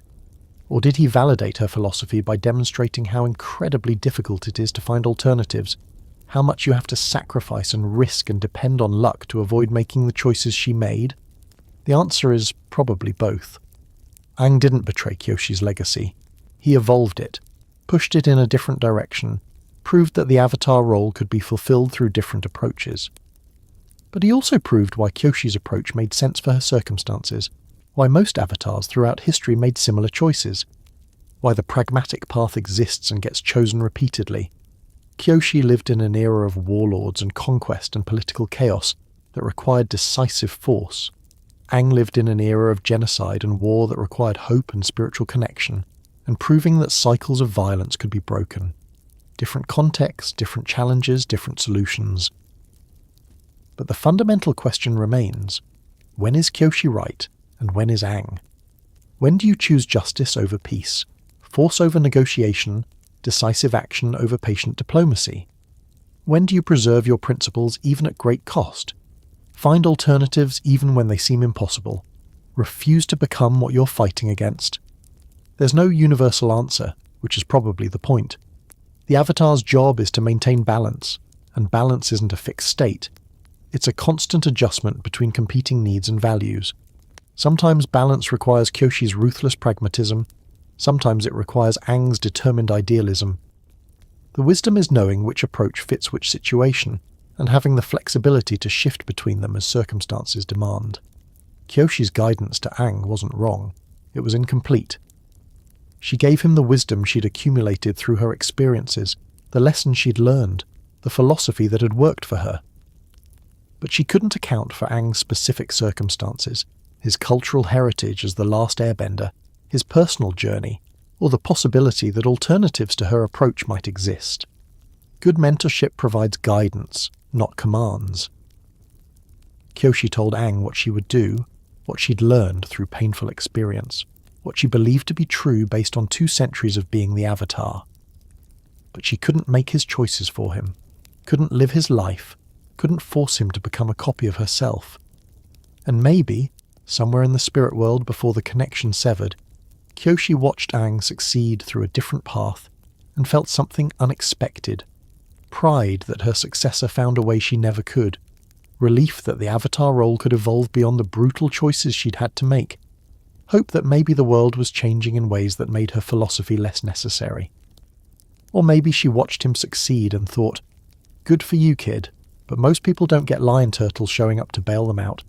So my advice still stands for 99% of situations. Knowing Kyoshi, probably the second one. The playful version of this dynamic is imagining Kyoshi and the Avatar State Collective, watching Aang agonize over whether to kill Ozai and just being like, seriously? You have a genocidal dictator actively trying to burn the Earth Kingdom, and you're worried about your moral purity? Just earthbend him into a volcano and move on. And Aang being like, but that would make me a killer. And Kyoshi just staring at him like, yes, congratulations. You've discovered what the job sometimes requires. Now do it before millions more people die. and then Aang finding the third option, and Kyoshi being genuinely surprised, like, okay, didn't see that coming, nice work I guess, but don't expect that to be an option next time. Because that's the thing about Kyoshi's legacy in the spirit world, she wasn't trying to make future avatars into copies of herself, she was trying to prepare them for the reality that sometimes there are no good options, only less bad ones, and hesitating out of moral paralysis while people suffer isn't as virtuous as it feels. Her presence in the avatar state was a voice of hard-earned wisdom saying, I made the choices I made. I lived with the consequences for 230 years, and I would make the same choices again. Not because they felt good or aligned with spiritual ideals, but because the alternatives were worse, and the avatar's duty is to the world, not to personal moral comfort. Whether that makes her the wisest avatar or the most dangerous one depends entirely on your perspective and the specific situation you're evaluating. What's undeniable is that her voice mattered. When Aang needed to understand what previous avatars had done, when he needed to know what the avatar role historically demanded, when he was trying to reconcile his principles with his duties, Kyoshi was there, providing the perspective of someone who'd chosen duty over principle more times than anyone could count. She didn't make his choices for him. She gave him the information he needed to make informed choices himself. And when he chose differently than she would have, when he found alternatives she never discovered, that wasn't a rejection of her legacy, but an evolution of it. The avatar cycle is supposed to grow, to learn, to build on what came before while also adapting to new circumstances. Kyoshi contributed her chapter to that story, the chapter about strength and justice and decisive action in the face of tyranny. Aang contributed his, the chapter about hope and spiritual connection, and refusing to abandon principles even under impossible pressure. Both chapters are necessary. Both contain wisdom. Both reveal truths about what it means to maintain balance in a world that constantly threatens to tip into chaos. And when the connection to past lives severed, when Kyoshi and all the other past avatars lost their ability to guide and teach future successors, the loss was felt on both sides. Korra lost the accumulated wisdom of thousands of years. The past avatars lost their connection to the ongoing work, their ability to contribute and teach and remain relevant to the ever-changing world. But the lessons they taught, the examples they set, the choices they made, those remained as history even if the direct spiritual connection was gone. Kyoshi's legacy lived on in the Kyoshi warriors, in the island bearing her name, in the stories told about the avatar who killed Chin the Conqueror, in the Dai Li's corruption that proved even good intentions could create harm. She existed as more than just a spiritual guide in the avatar state. She existed as a historical figure whose choices shaped the world and whose philosophy continued to challenge and inspire and terrify people who learned about her. And that kind of legacy, the kind built on actions and institutions and examples rather than just spiritual presence, that's the kind that survives even when spiritual connections break. Kyoshi in the spirit world, Kyoshi in the avatar state, Kyoshi as a past life offering guidance to successors. That was just one form her legacy took. The other forms, the physical and cultural and philosophical impacts of her time as the avatar, those continued regardless of whether future avatars could directly commune with her spirit. So when we ask what Kyoshi taught Aang, what wisdom she offered, what her presence in the avatar state meant, the answer is, she taught him that the avatar role includes making hard choices, that justice sometimes requires force, that the world's needs matter more than personal moral comfort. She taught him by example that you can carry impossible weight for an impossible length of time and never apologize for the choices you made to survive and protect others. She taught him that different circumstances require different approaches, and the wisdom is in knowing when to use which one. And most importantly, she taught him that he didn't have to agree with her to learn from her, didn't have to follow her path to respect what she accomplished, didn't have to become her to benefit from her experience. That's the gift of past lives, really. Not that they make your choices for you, but that they show you what choices others made when faced with impossible situations, and you can learn from both their successes and their failures. Kyoshi's success was maintaining balance through 2 centuries of chaos, creating institutions and traditions that lasted, protecting the world through decisive action when no one else could or would. Her failures were creating the Dai Li without accounting for future corruption, losing everyone she loved to time, living so long that isolation became inevitable. Aang could learn from both sides of that legacy, could take the lessons that applied to his situation and leave the ones that didn't, could honour her contribution to Avatar history while also charting his own path. And Kyoshi, existing in the spirit world, probably understood that better than anyone. She'd lived too long and seen too much to believe there was only one right way to be the Avatar. She'd made her choices, lived with them, and offered them as one example among thousands. What Aang did with that example, how he integrated or rejected her wisdom, what path he chose when faced with similar dilemmas, that was his journey to make.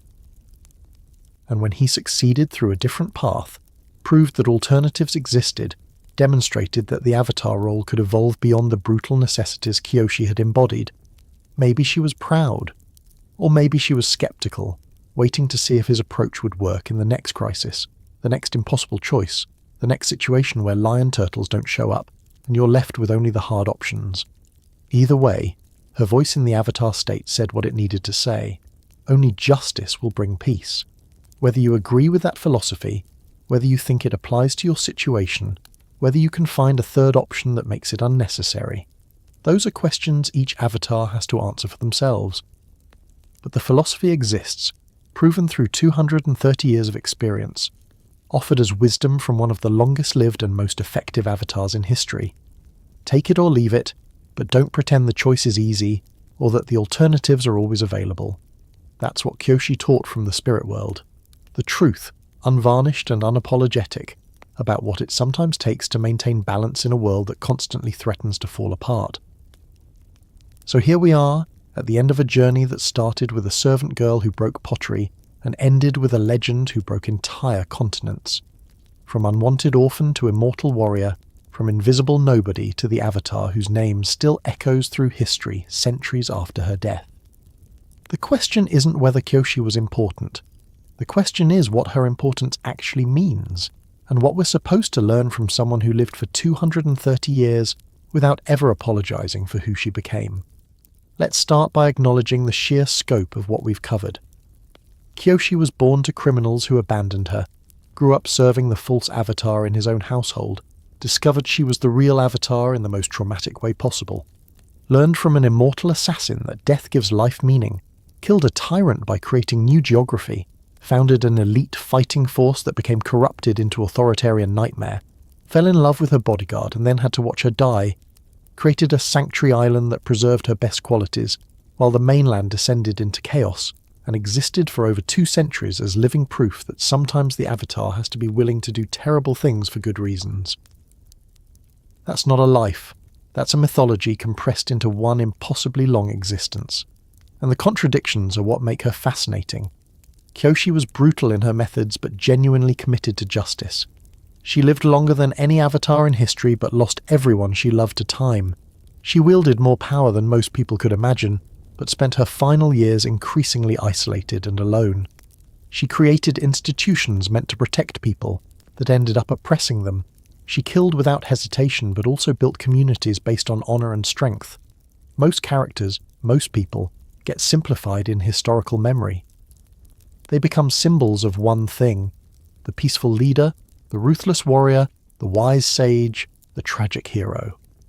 Kyoshi refuses that simplification because she genuinely was multiple contradictory things at once, and she never pretended otherwise. The Avatar who killed Chin the Conqueror also created Kyoshi Island as a sanctuary. The woman who trained the Dai Li with good intentions lived long enough to see them become everything she fought against. The immortal who learned to accept death still grieved every loss, still felt the weight of outliving everyone who mattered. The decisive warrior who valued action over contemplation spent decades in relative isolation, withdrawn from the world she'd spent so long protecting. You can't reduce that to a simple lesson or a clear moral. Kyoshi's legacy is complicated because she was complicated, because the choices she made had both intended consequences and unintended ones. Because living for 230 years means watching your successes and failures play out across timescales that would break most people. What makes her unique among avatars, what separates her from Aang and Roku and Yangchen and even Korra, is her absolute refusal to apologize for her choices. Every other avatar we meet expresses some form of regret, some acknowledgement that they could have done better or chosen differently. Roku regrets not stopping Sozin. Kuruk regrets his passivity. Even Yang Chen, as pragmatic as she was, frames her choices as necessary compromises rather than righteous decisions.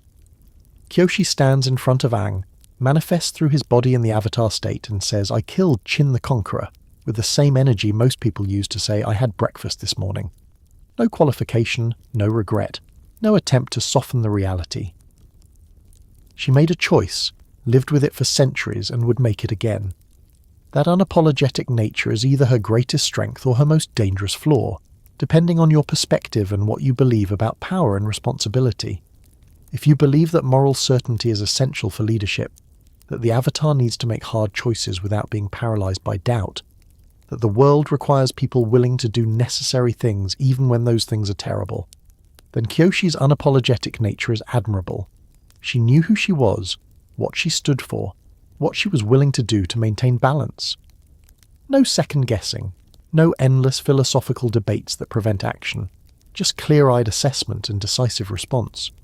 But if you believe that moral certainty is dangerous, that the best leaders maintain some humility about their choices, that refusing to question yourself leads to authoritarianism and abuse of power, then Kyoshi's unapologetic nature is terrifying. How do you stop someone from making terrible choices if they never doubt themselves enough to reconsider? How do you prevent abuse of power when the person wielding it is absolutely convinced they're right? The philosophical core of Kyoshi's entire existence boils down to justice versus peace, power versus compassion, decisive action versus patient negotiation. And she chose justice, power, and action every time. Not because she didn't value peace or compassion or negotiation, but because she'd seen too many situations where those approaches failed and people suffered as a result. Peace without justice isn't real peace. It's just oppression wearing a friendly mask. Compassion for tyrants is cruelty to their victims. Patient negotiation with someone who sees patience as weakness just gives them time to prepare their next attack. These are the lessons Kyoshi learned through experience, the philosophy she developed through 2 centuries of trying to maintain balance in a world that constantly threatened to collapse into chaos. And here's the uncomfortable truth. She was often right. The approaches she took, the choices she made, the decisive force she applied, they worked. Qin's conquest ended. Ba Sing Se stabilized. Threats were neutralized before they could grow into existential crises. Kyoshi's methods produced results, maintained balance, protected people who couldn't protect themselves. But the cost was measured in blood and corruption, and the slow erosion of the idea that the Avatar should represent hope rather than fear. The cost was the Dai Li becoming what they became, Kyoshi Island remaining isolated, a legacy so controversial that future Avatars had to define themselves in relation to whether they agreed with her philosophy. How do you evaluate a legacy that complex? How do you weigh centuries of effective leadership against the unintended consequences of her solutions? How do you judge someone who lived long enough to see both the triumphs and failures of everything she created? You probably can't, at least not in any definitive way. Kyoshi's legacy exists in the space between triumph and tragedy, between necessary force and excessive violence, between the Avatar the world needed and the Avatar the world wanted. And maybe that's exactly where it should exist, because simple legacies belong to simple people. And Kyoshi was anything but simple. Her influence on the Avatar world lasted for centuries after her death. The Kyoshi warriors continued training in her techniques, wearing her makeup, embodying her values of strength and independence. Kyoshi Island remained separate from mainland politics, a living reminder that sometimes protection requires distance. The Dai Li, despite their corruption, proved that institutions created with good intentions could survive for generations. They just couldn't guarantee those intentions would survive with them. But beyond the physical institutions and cultural traditions, Kyoshi influenced how people thought about the Avatar role itself. Before her, the Avatar was primarily seen as a spiritual figure, a mediator between nations and elements, and the human and spirit worlds. After her, the Avatar was also understood as a potential warrior, someone who might choose force over diplomacy, who might kill if the situation demanded it. That shift in perception mattered. It meant warlords and tyrants couldn't assume the Avatar would negotiate forever, couldn't count on spiritual principles preventing decisive action. It meant the avatar had options beyond peaceful meditation and hoping everyone would choose harmony. It meant the role itself became more flexible, more adaptable to different circumstances and different avatar personalities. Aang could choose hope and spiritual connection because Kyoshi had already proven the alternative. Korra could struggle with her identity and her aggression because Kyoshi demonstrated that aggressive avatars could be effective. Every avatar after Kyoshi existed in a world that understood the avatar role differently because of choices she made. And in the modern fandom, Kyoshi has become something approaching iconic. The fan art, the cosplay, the endless debates about whether she was right to kill Chin, the appreciation for her relationship with Rangi, the memes about her unapologetic badassery, all of it demonstrates that her character resonates in ways that go beyond just being a powerful bender. FCE's novels, The Rise of Kyoshi and The Shadow of Kyoshi, expanded her story in ways the original show never could. They gave us the details of her training, her relationship with Rangi, the political intrigue and personal struggles that shaped who she became. They turned a character who appeared in maybe 3 scenes in the original series into a fully realised protagonist with complexity and depth that rivals anyone in the Avatar franchise, and the fandom ate it up, because Kyoshi represents things people connect with on a fundamental level. For LGBTQ+ fans, Kyoshi and Rangi's relationship was validation, not subtext, not coding, not fans reading too much into intense friendship, actual, explicit, canonical queer romance involving one of the most powerful figures in Avatar history. Seeing that representation, seeing it treated as normal and important and central to who Kyoshi was, that mattered in ways that go beyond just enjoying a good story. For people tired of heroes who constantly apologize for being powerful, Kyoshi was refreshing. She didn't perform humility, didn't pretend to be unsure, didn't qualify her strength with false modesty. She was tall and powerful and unapologetically herself, and if you had a problem with that, you could take it up with her fans, which, considering they were metal and sharp, was probably a bad idea. For Gen Z and millennials who grew up being told to be nice and compromise and find middle ground with people who had no interest in meeting them halfway, Kyoshi was cathartic. She represented the fantasy of being powerful enough that you didn't have to negotiate with bad faith actors, didn't have to explain yourself to people determined to misunderstand you, didn't have to perform palatability for an audience that would never be satisfied anyway. She was authentic in a way that felt radical. No PR spin, no carefully managed public image, no pretending to be anything other than exactly who she was. The servant girl who became the Avatar and then became the legend, and at each stage she was unapologetically herself without performing for anyone's expectations. That authenticity resonates because it's rare, especially in people with power.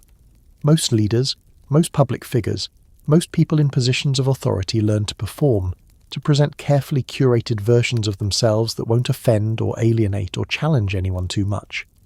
Kyoshi looked at that expectation, and Earth bent it into the stratosphere. Compare her to other avatars and the differences become stark. Aang represents hope, the belief that even in the darkest times, even facing genocide and war and impossible odds, you can maintain your principles and find a way forward. That's beautiful, genuinely inspiring break. Exactly what a lot of people need. But Kyoshi represents something else, the knowledge that sometimes hope isn't enough, sometimes principles have to bend to reality, sometimes the only way forward is through difficult choices that will haunt you forever. That's not beautiful, it's brutal and honest and real in ways that make people uncomfortable. Korra struggles with her identity as the Avatar, with living up to Aang's legacy, with finding her place in a modernizing world that doesn't seem to need her the way it needed previous avatars. Her arc is about self-discovery and healing, and learning that strength includes vulnerability. That's powerful storytelling about growth and change. Kyoshi's arc is about accepting who you are, refusing to apologize for it, and living with the consequences of your choices for longer than most people could survive. That's not about growth. It's about endurance, about carrying weight that never gets lighter, and never pretending it's anything other than heavy. Roku regrets not stopping Sozin, carries that guilt into death and beyond, tries to guide Aang away from making the same mistakes. His legacy is defined by what he failed to do, the friend he trusted too much, the war he could have prevented. Kyoshi's legacy is defined by what she did do, the actions she took rather than the ones she avoided. She doesn't haunt future avatars with warnings about her mistakes. She challenges them with examples of her choices and dares them to do better. These different approaches to being the avatar, these different philosophies and personalities and legacies, they demonstrate that there's no single right way to maintain balance. The avatar role is big enough for Aang's hope and Kyoshi's justice, Korra's struggle and Roku's regret, Yang Chen's pragmatism and Kuruk's failures. But among all those approaches, Kyoshi stands out as the most uncompromising, the most willing to embrace uncomfortable truths about power and violence and what it sometimes takes to protect people. So here's the central question, the one this entire exploration of Kyoshi's life and legacy builds toward. What would you do as the avatar? Would you seek peace like Aang, trying to find alternatives to violence even when they seem impossible? Would you enforce justice like Kyoshi, making hard choices decisively and living with the consequences? Would you struggle with identity like Korra, trying to figure out who you are beyond the role thrust upon you? There's no right answer, which is exactly the point. The avatar role requires adapting to circumstances, reading situations correctly, knowing when to apply which approach. Sometimes the world needs Aang's hope. Sometimes it needs Kyoshi's justice. Sometimes it needs something else entirely, something no previous avatar embodied.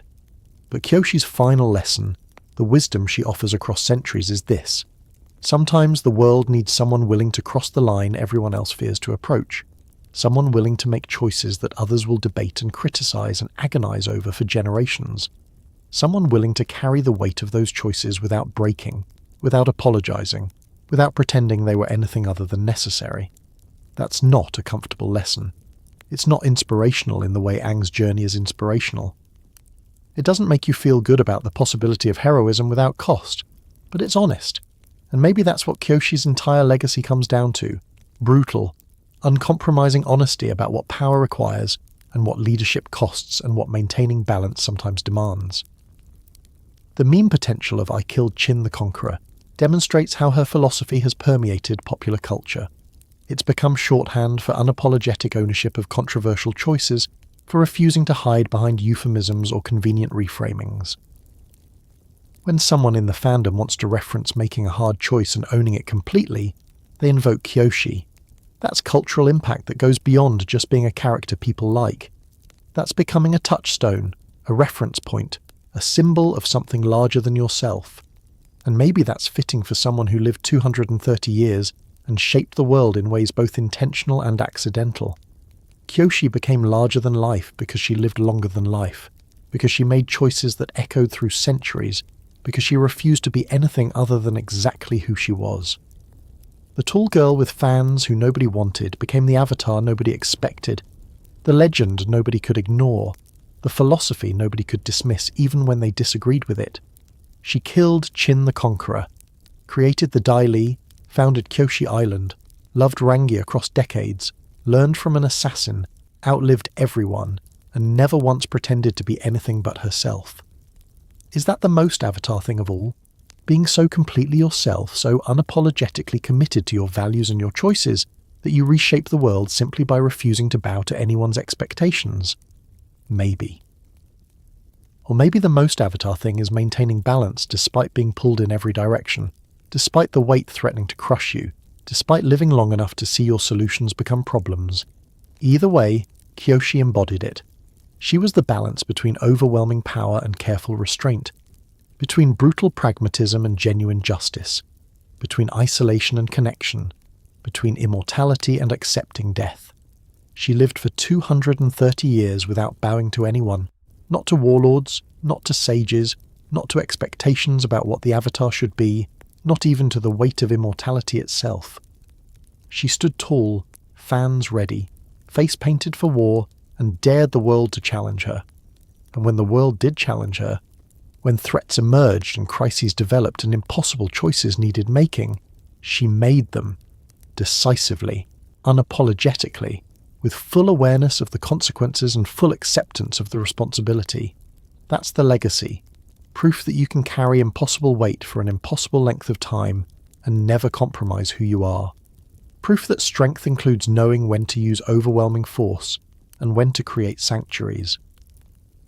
Proof that the Avatar can be many things, Warrior and lover, creator and destroyer, legend and lonely woman watching everyone she loves age and die.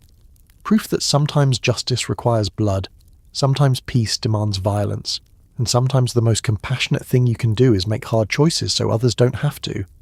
So the next time someone asks you what it means to be the Avatar, remember the tall girl with fans who refused to bow to anyone. Remember the servant who became the legend, the unwanted child who became the chosen one, the woman who lived for 2 centuries and never apologized for a single choice she made. Remember Kyoshi, who killed Qin the Conqueror and created Kyoshi Island and trained the Dai Li and loved Rangi and learned from an assassin, and outlived everyone and still chose to keep living, keep fighting, keep making impossible choices because that's what the Avatar does. Remember that she was right sometimes and wrong sometimes and complicated always, and that's okay. Great legacies aren't simple, great leaders aren't perfect, and great avatars don't have to be universally loved to be universally important. Remember that justice over peace, power over compromise, and decisive action over endless debate. These aren't always the right answers, but sometimes they're the only answers available. And remember that whether you agree with Kyoshi's philosophy or reject it completely, whether you think she was the best avatar or the most dangerous, whether you'd follow her example or run screaming in the opposite direction, she matters. Her choices matter. Her legacy matters. Because she refused to let the weight of impossibility stop her from doing what she believed was necessary. Refused to let the loneliness of immortality prevent her from loving deeply. Refused to let criticism and controversy make her apologize for being exactly who she needed to be. Avatar Kyoshi, the immortal warrior nobody expected, the legend everyone remembers, the philosophy everyone debates, and the woman who lived 230 years proving that sometimes the world needs someone willing to cross every line if it means protecting what matters. She killed Qin the Conqueror. She created institutions that saved and destroyed. She loved and lost and kept living anyway. She stood alone against armies and won. She made choices that echoed through centuries. She never bowed, never apologized, never pretended to be anything but herself. And maybe, just maybe, that's exactly what the Avatar is supposed to be. Someone strong enough to carry the weight of the world without letting it change who you are at your core. The girl who broke pottery became the woman who broke expectations. The servant became the Avatar. The unwanted child became the immortal legend. And she did it all while being unapologetically, brutally, magnificently herself. That's Kyoshi. That's the legacy. That's what we learn from studying her life and her choices and her impossibly long journey from nobody to legend. Sometimes the world needs hope like Aang's. Sometimes it needs struggle like Korra's. Sometimes it needs regret like Roku's. But sometimes the world needs someone like Kyoshi, who looks at impossible situations and makes the hard choice anyway, who carries the weight without complaint, who refuses to bow even to the weight of immortality itself.